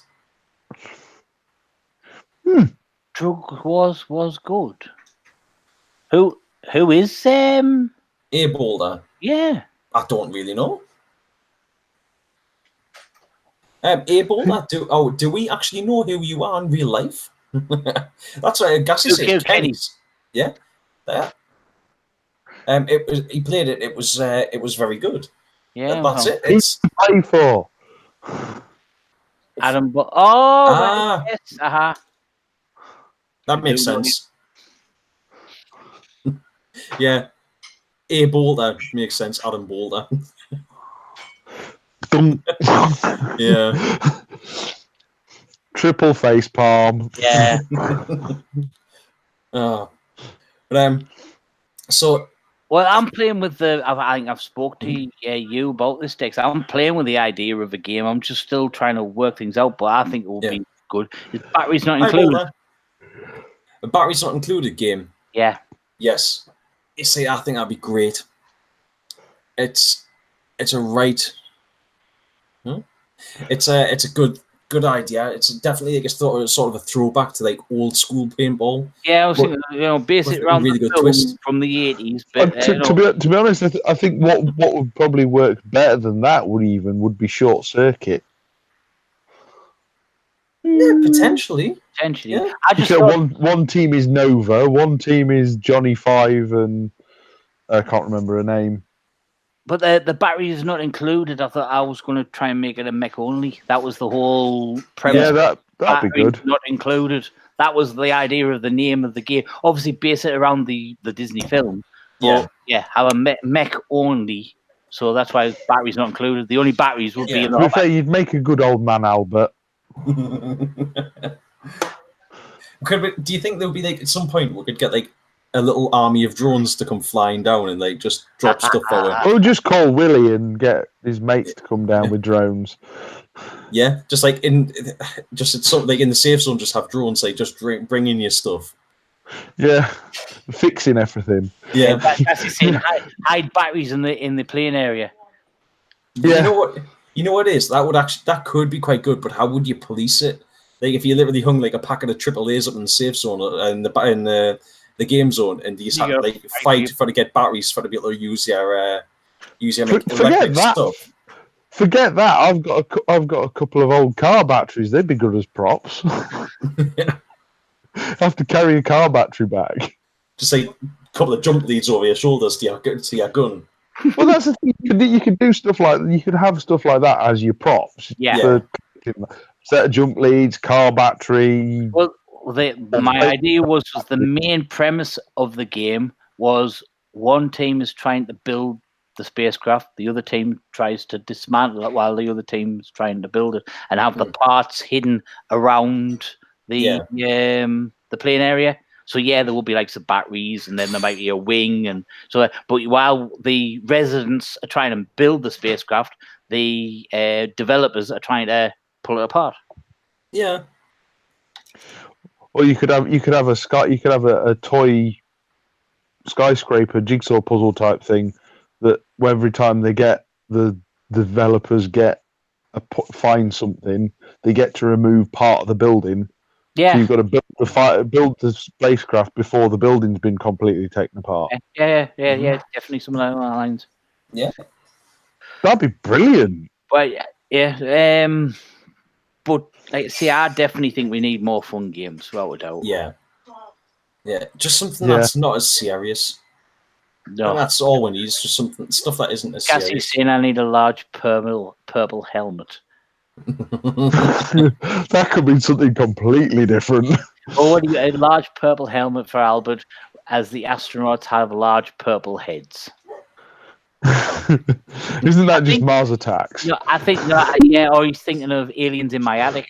I mean, that'd be a brilliant fun game as well. Do a Mars Attacks game. Yeah. Yes, that would be a good game. Yeah. Just an army of players running up the field giving it. Play on the other side playing music. That's it. The other side's only allowed to shoot luxes that play a little tune as the start up. I want to pump the plays a tune when you imagine how baffled you could have marshals. It's a pump where you press a button at the back and it plays it ready to fire. You know what it is? Some of this stuff, it can't be that difficult to do. Yeah. There's got to be a way that we can make Chan do this. Gassie's put there for that Mars Attacks games. Instead of flashbangs, you play music. Yeah. Have little cheap Bluetooth speakers or something that you deploy to. You know, I reckon if you want to throw Beats pills at everyone. Well, no, I think if you had a flag station, but instead of turning the light on, you turn music on. Yeah. Aye. Play that. So isn't it a country and western song or something? Yeah, but I think that would actually blow people's heads up. I don't know. I quite enjoy it. Oh no, Colin. Oh, just no. Short Circuit would be another good one. Yeah. That'd definitely be a good fun game. Yeah. You've got to build a Johnny 5 in the safe zone now with parts that you've retrieved from the game zone or something. Yeah, that'd be brilliant. You just use Lego Technics for that, wouldn't you? You could do, yeah. Oh, I mean, I suppose you could. To be fair, though, can you imagine trying to find pieces of Lego Technics out on a paintball field? There's big bags of it. Yeah. But how big of a sort of like a Lego type thing are you thinking of building though? Because I think it'd be easier if you just had cardboard mock-ups of like the component parts of Johnny 5 or something. Better. Yeah. But that's a lot of work for whoever's running the game. Chan. Yeah. Chan, build Johnny 5. The Mars Attacks. I think you've got better premise for that because the actual owner of the site won't have to put much into it. Yeah. You're Johnny 5 and you're saying you have to build Johnny 5. You straight away I can see the likes of Paul going, no, ain't gonna happen. Yeah. Because I have went to BZ with a lot of ideas and I just keep getting turned away. Yeah. After I ran me Pump versus Mag, I ran 4 Pump versus Mag games and I really got the bug. I wanted to do more games and I had some mental ideas running around in my head. Every idea that runs around in your head is mental. No, I was thinking for lives you could have a helium balloon. If you burst the helium balloon that was attached to you, that was your life gone and you had to go, you know what I mean? And I had loads of different stuff running around in my head. Yeah. To be fair, that would be hilarious. Yeah, it should stay like that. Sorry, my wife's pulling faces at me. To be fair, I think that would be it'd make an interesting game for a walk-on game if you had balloons. Shut off. Sorry, what was that? It'd make an interesting game for a walk-on if you had like 3 helium balloons on you. Yeah. So you've in effect got 3 lives, but you could actually end up killing yourself by running under a tree. Yep. So that gives you a little bit of a thing. So you've got to protect your life as well as, you've got to protect. You have to protect it as well as they have to try and shoot it. Yeah. I had loads of ideas running around in my head. And we're talking. This was 2-3 years ago. Yeah. And I mentioned about a mech only game. Mm-hmm. And I was told you might as well give them all Tipman 98s. What's the point of that? And now, what's all the big thing? Mech. Yeah. Before what time, man? What, before what time? Yeah. What's that? You were Love song. Yes, I believe that Slim is White this. Man in the song that they play on. Yeah.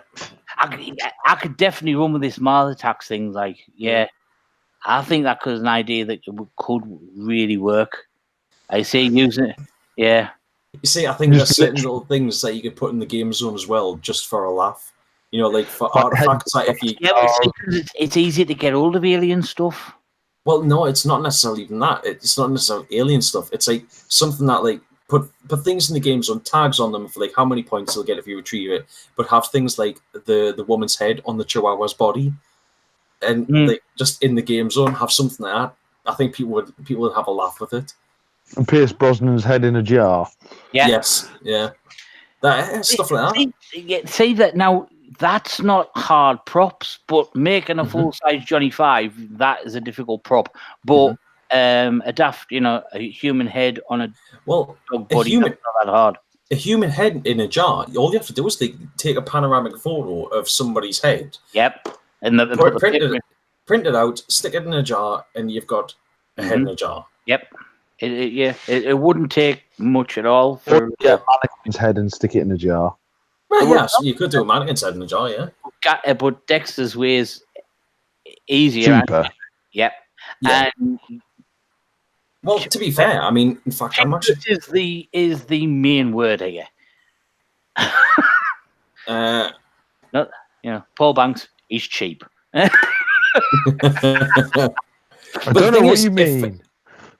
If players actually put some sort of like, if players were invested in this, like, or bring props and will give it like a prize value and stuff, and it doesn't matter which side actually gets the prop, you still get that sort of amount of prize. You'll still get that amount of points or whatever. Not just I think players would be more inclined to. Yeah, if you get players to get involved in the props, just do like they did at Raiders.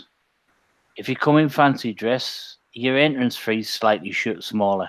Yeah. Yeah. And so if you're on the alien side, if you come dressed as an alien, we knock $5 off your entry. Yeah. Yeah. This is where everyone goes out and spends £3 on a glass fish bowl. Hey. Yeah. But Save you can't £2. play in it. Yeah. Fish bowl on the red. Right. Right, marketplace. Right. I'm massively disappointed at the number of dummy heads that are on marketplace. I mean, I'm not being funny. You can get them polystyrene model heads. Yep. Get one of them, a rubber mask, stick that in a jar. A Pierce Brosnan mask. Yeah. You actually get Pierce Brosnan masks. And I have no idea, but you can get a William Shatner mask. Oh yeah, no, Friday the 13th. Yeah. Actually, it was Halloween. Is it? All right. Yes. Okay. Friday the 13th was Jason. All right. Yeah. I knew. We need an owl mask. He turns it inside out, doesn't he? Yeah. Well, no, it wasn't that he turned it inside out. It was they turned it inside out and spray painted it white. Because they just need a mask for the killer in the film. I always thought William Shatner looked a bit weird, like.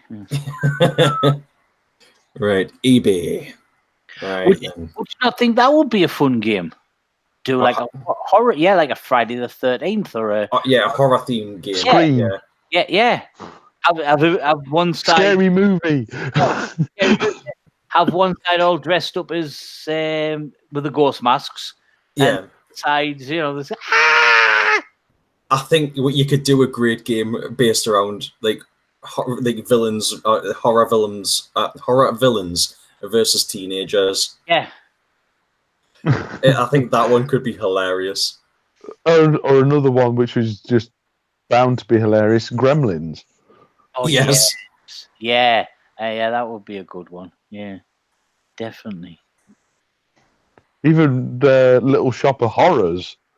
You definitely got my head thinking about Mars Attacks now. Like, yeah, I've got loads of stuff running around in my head about Mars Attacks now. You're going to end up watching that tomorrow, aren't you? I'll be on the. Oh no, yeah. I thought we lost you there for a second, Dex. No, I'm still here. Copy. And right. He's looking. Paste. Looking for his mannequins. What are you copying and pasting? Starship Troopers. Starship Troopers would be a really easy one to do, I think. Oh, it won't let share that link. Yeah, I do think Starship Troopers would probably be a relatively easy one to do. Although, I mean, I suppose who's going to play the villains, because you can't really have players playing the bugs, can you? Well, we at District 23, we had people playing prawns. Yeah, but prawns are more humanoid. They were just people walking around in pink morph suits, if you remember. At -9. It was absolutely freezing. It was one of the Renegade Rebels. It was absolutely freezing cold, and he was walking around in a morph suit. It was like -9. Hey? And Cherie. Yeah, Cherie was dressed the same, yeah. I'm surprised they didn't have hypothermia after. Yeah, I'm surprised they hadn't all. That must have been Baltic. About Starship Troopers. Yeah, that definitely.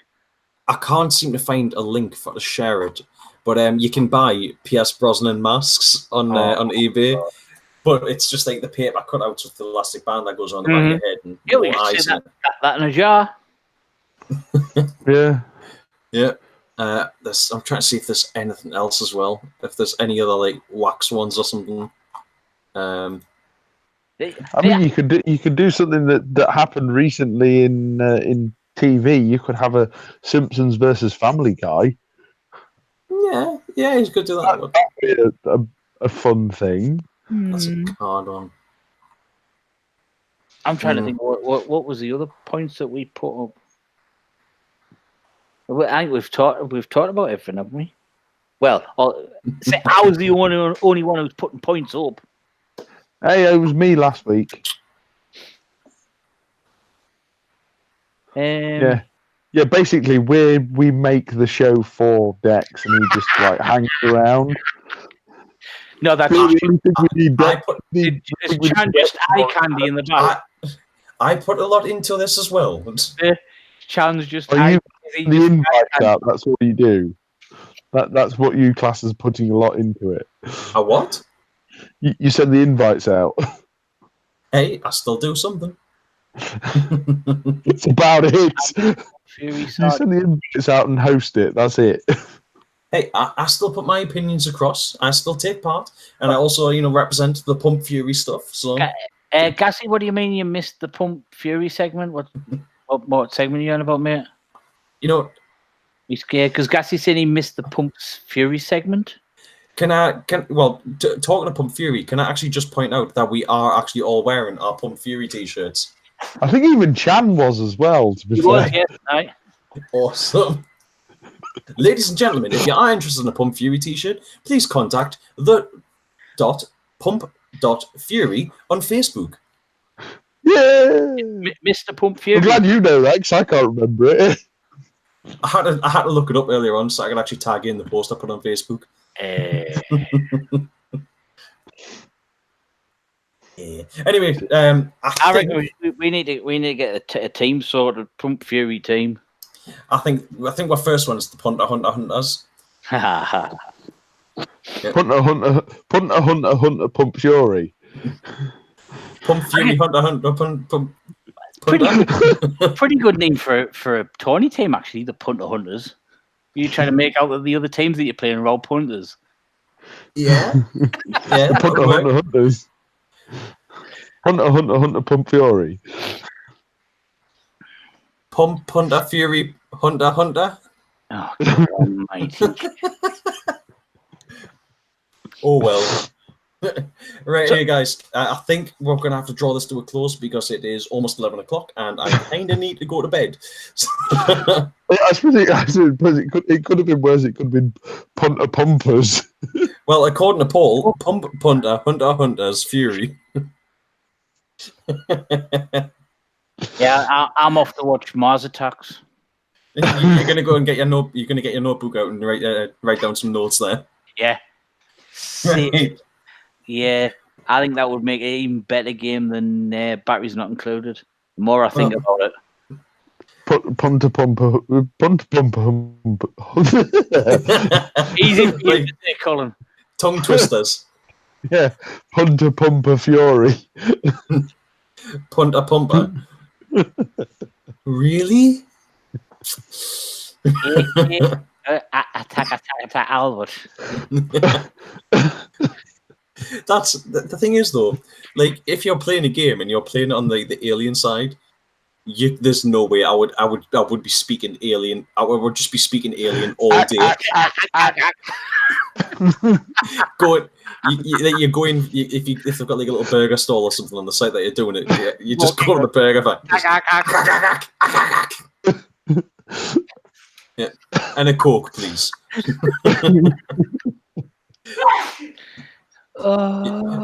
Bless you. I think the only problem with any game like that is you need the right kind of people who are going to get into the sort of spirit of it. Yeah. If people just want to go and play and win, then it spoils the whole. Do you think that's why Charlie and the Chocolate Factory was so good? Because everyone was there just to have a laugh. Yeah.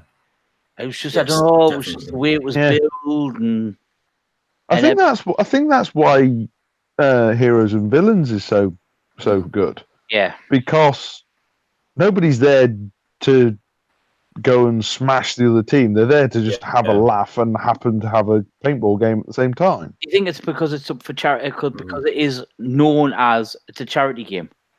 Yeah, I think that helps as well. Yeah, I think people know that because it's a charity game, it's there to raise money. We're gonna have a laugh while we do it. Because that's why Raiders, I think, was such a like people will let mistakes slip. Like you say, like the end game was a bit but it was for charity, so they will let stuff slide, and they're there for a laugh. I mean, there was a lad there, like people coming in fancy dress, and that was the premiere of the Flash and Granny.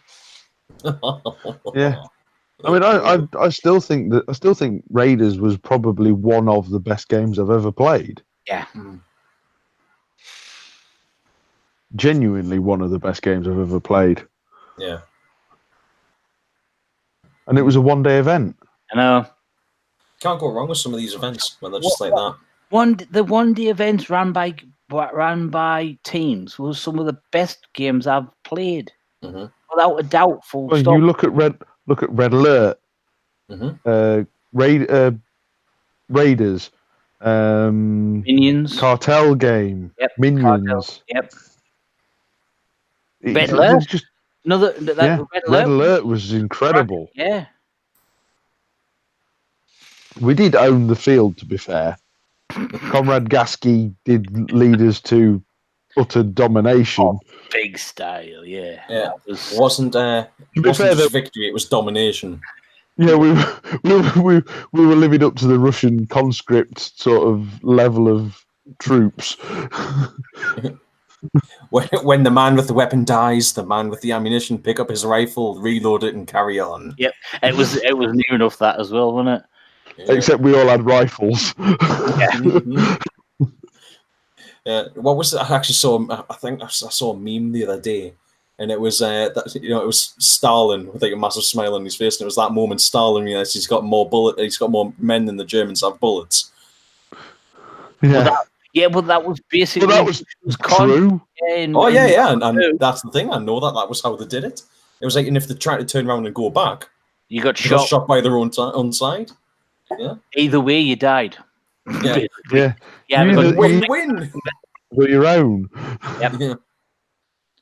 The enemy at the gate. Is it Enemy at the Gate? Yes, Enemy at the Gate with him that played Dumbledore in it. Yeah. No. Oh, what's he I called? can't think what his name is. He was also in some more Matt Damon as well, and He's been in a few films. I'm trying to think of his name. Oh, Jude Law. Jude Law. That's Jude it. Law. Yes. Yeah. Yeah, it's a brilliant But film. It's got Ron Perlman in as well, hasn't it? Yeah, yep. It's got Bob Hoskins in it as well. Yes, Yeah. Bob Hoskins is in it. But they go along. There's a scene in that, isn't there, where he's got the bullets. The other guy dies. He has to run over, grab the guns because he can start shooting. That's how he ends up. Well, he never gets the gun, does he? Until much he's later. He's in the fountain. He's he's been playing dead in the fountain. That's right. Yep. And they're waiting for the bombs to drop before every time he takes a shot, he waits for a bomb to drop. Yeah. Like Ben. The replication of that in Call of Duty World at War is still my favourite mission in a video game. Yeah. Yeah, you've seen Bob Hoskins as Stalin. Yeah. Yeah. Bob Hoskins as Stalin? No, he doesn't play Stalin. He's one of the commissars. According to Paul Cross, he says Bob Hoskins plays Stalin. Yeah. It's not Stalin. Where Ben's saying, Heroes, Red Alert, Cartel, etc. were good games because there was no aggro. No politics, just fun. Yeah, it was just. Yeah, definitely. It almost felt like it was a bunch of mates that just went to go and have a bit of a laugh. Because if you weren't mates at the beginning of the day, you were mates at the end of the day. Yeah. But that's it. It's like, for all people scream and shout on each other on the field sometimes, most of the time when people walk off the field, everyone's mates. There's no hatred afterwards. Oh, Christ, I've called Colin Weston shit on the field. Yeah, called me for ramping with me pump and everything. Yeah. It's only because you thought I was ramping at you, that's all. Because that's what normally happens.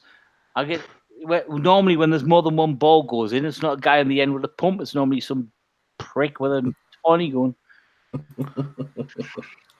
It doesn't help when all day long all you hear is, I can hear Albert, I can hear Albert's over there, Dexter. Well, you look just give yourself away. Anywhere on the field, being told I was everywhere. I couldn't go anywhere on the field without even one nest going, Albert's over there, Albert's over there. Yeah. I was even trying to hide, and the minute I shot that sniper, Albert's over there. Yeah.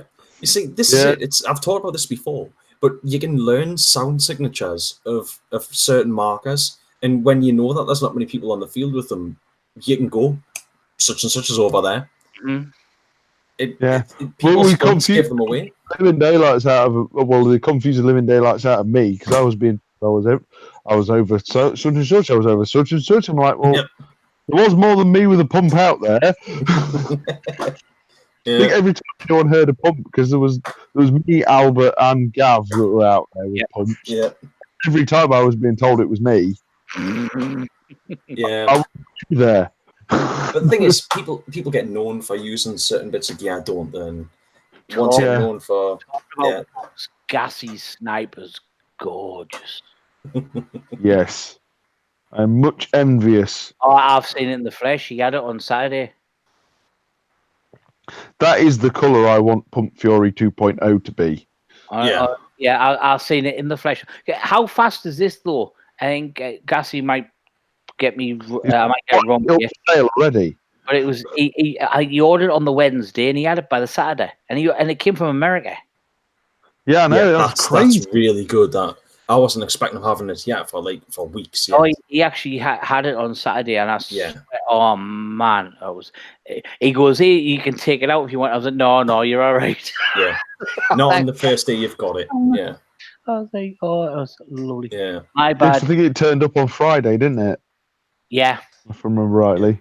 That's unbelievable. He's still waiting to see if he gets hit by import tax yet, though. Yeah, it could still happen. He'd have had to have paid the import tax before he received it. Will he?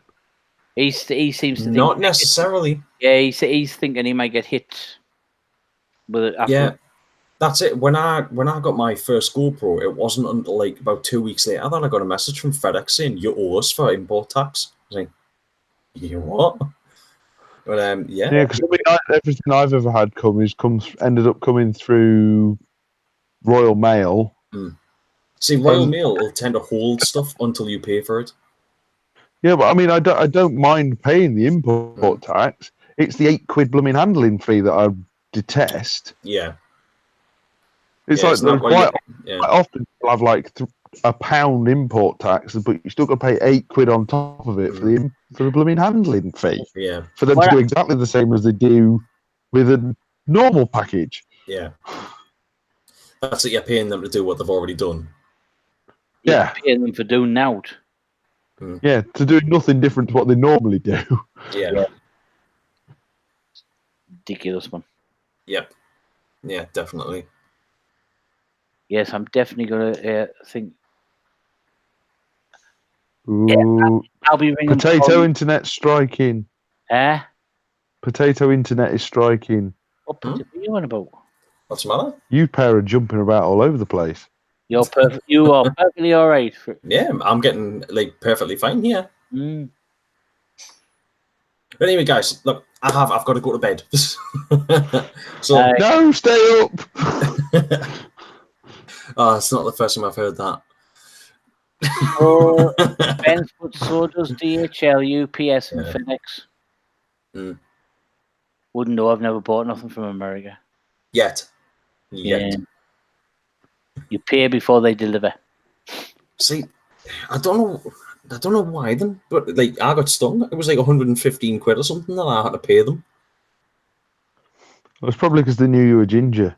It could have been that. Yeah, it could have actually been that. Yeah. The guy who delivered it the guy who delivered it to your door saw you and then reported back, he's ginger, we've got to charge him more. It could be. It could be. Yeah. Anyway, guys, right. So does anybody want to have any final words? Pump Fury! Yeah, before we go, does anybody want to plug the sites? Yes. Go to Pump Fury. Right, and Albert? Click clack piao, as Albert says. You need click clack piao. If you're interested in pumps, yeah, definitely click clack. Right. Also, since Chan isn't here, I will give him a shout out as well for his page, which is, I believe, Northern Customs. So you can go check that out. There is a link in the description down below for all three of those pages. And there is also a link in the description that'll take you to my page if you're interested in going and checking out anything else that I've. No, you don't want to go there. Nah, I don't probably. But as always, thank you very much, everyone, for joining with tonight. It's been a pleasure, as always. Thank you very much to my co-hosts for joining me again tonight as well. And also thank you very much to Chan, who is no longer here. And if you're paying fest, come and say hello to the BZ Grizzlies. Yes, yes. I'm not sure at the moment if I will be in a BZ Grizzlies jersey or not. Yes, you will be. You will be. If I have to pin you down and weld it to your body, you will be wearing a Grizzlies top. Yes. I'm not sure what you're talking about now. You can wear my T-shirt, and you can't say it won't fit you because it will. I'm not sure if I'll be allowed to wear a T-shirt. What do you mean you won't be able to wear a T-shirt? With it being a tournament, if they're playing tournament rules, you might not be allowed to wear a T-shirt. Ugh. Well, if they haven't been allowed to wear. You'll have to wear a jersey. Well, it is still a. It's a short sleeve jersey. Yeah. We'll see. We'll see what the rules are. I think you're in Cheryl's. I think if I wear Cheryl's, I'll probably stretch it, and it'll also look like I'm wearing lycra. So. Or a crop top. Even better. A lycra crop top. Yeah. It'll come up to about here. Yeah. It's going to be a beautiful sight now, isn't it? Anyway, guys. So, yes, as Albert says, if anyone actually wants to come and talk to her, the three of us will be at GCC. Also alongside Paintfest. Not unless his last pops it out early. Yes, that's right. Colin won't actually be there, will you? So in that case, it'll just be me and Albert and the rest of the BZ Grizzlies there as well. And also Chan will also be there. Anyway, so yes, guys, I am going to end this here. Thank you very much for joining, everyone. And I'm going to give this a couple of seconds. I'm just going to talk absolute nonsense because apparently I keep cutting the streams short. So Yeah. thank you once again. You did last time. Yeah. Well, I'm trying not to, but it's difficult to judge when. I actually thought you went off there because if you remember, I texted you saying Dex, you went off there, and it's because literally in the middle of you talking, you just went. Yep. Yeah. Apparently, when you stop the broadcast there, it just cuts it off immediately instead of it actually catching up. So yeah. Anyway, thank you very much for joining, everyone. It's been lovely to see you all, and good night. Now let's work out how to turn this off. Bye.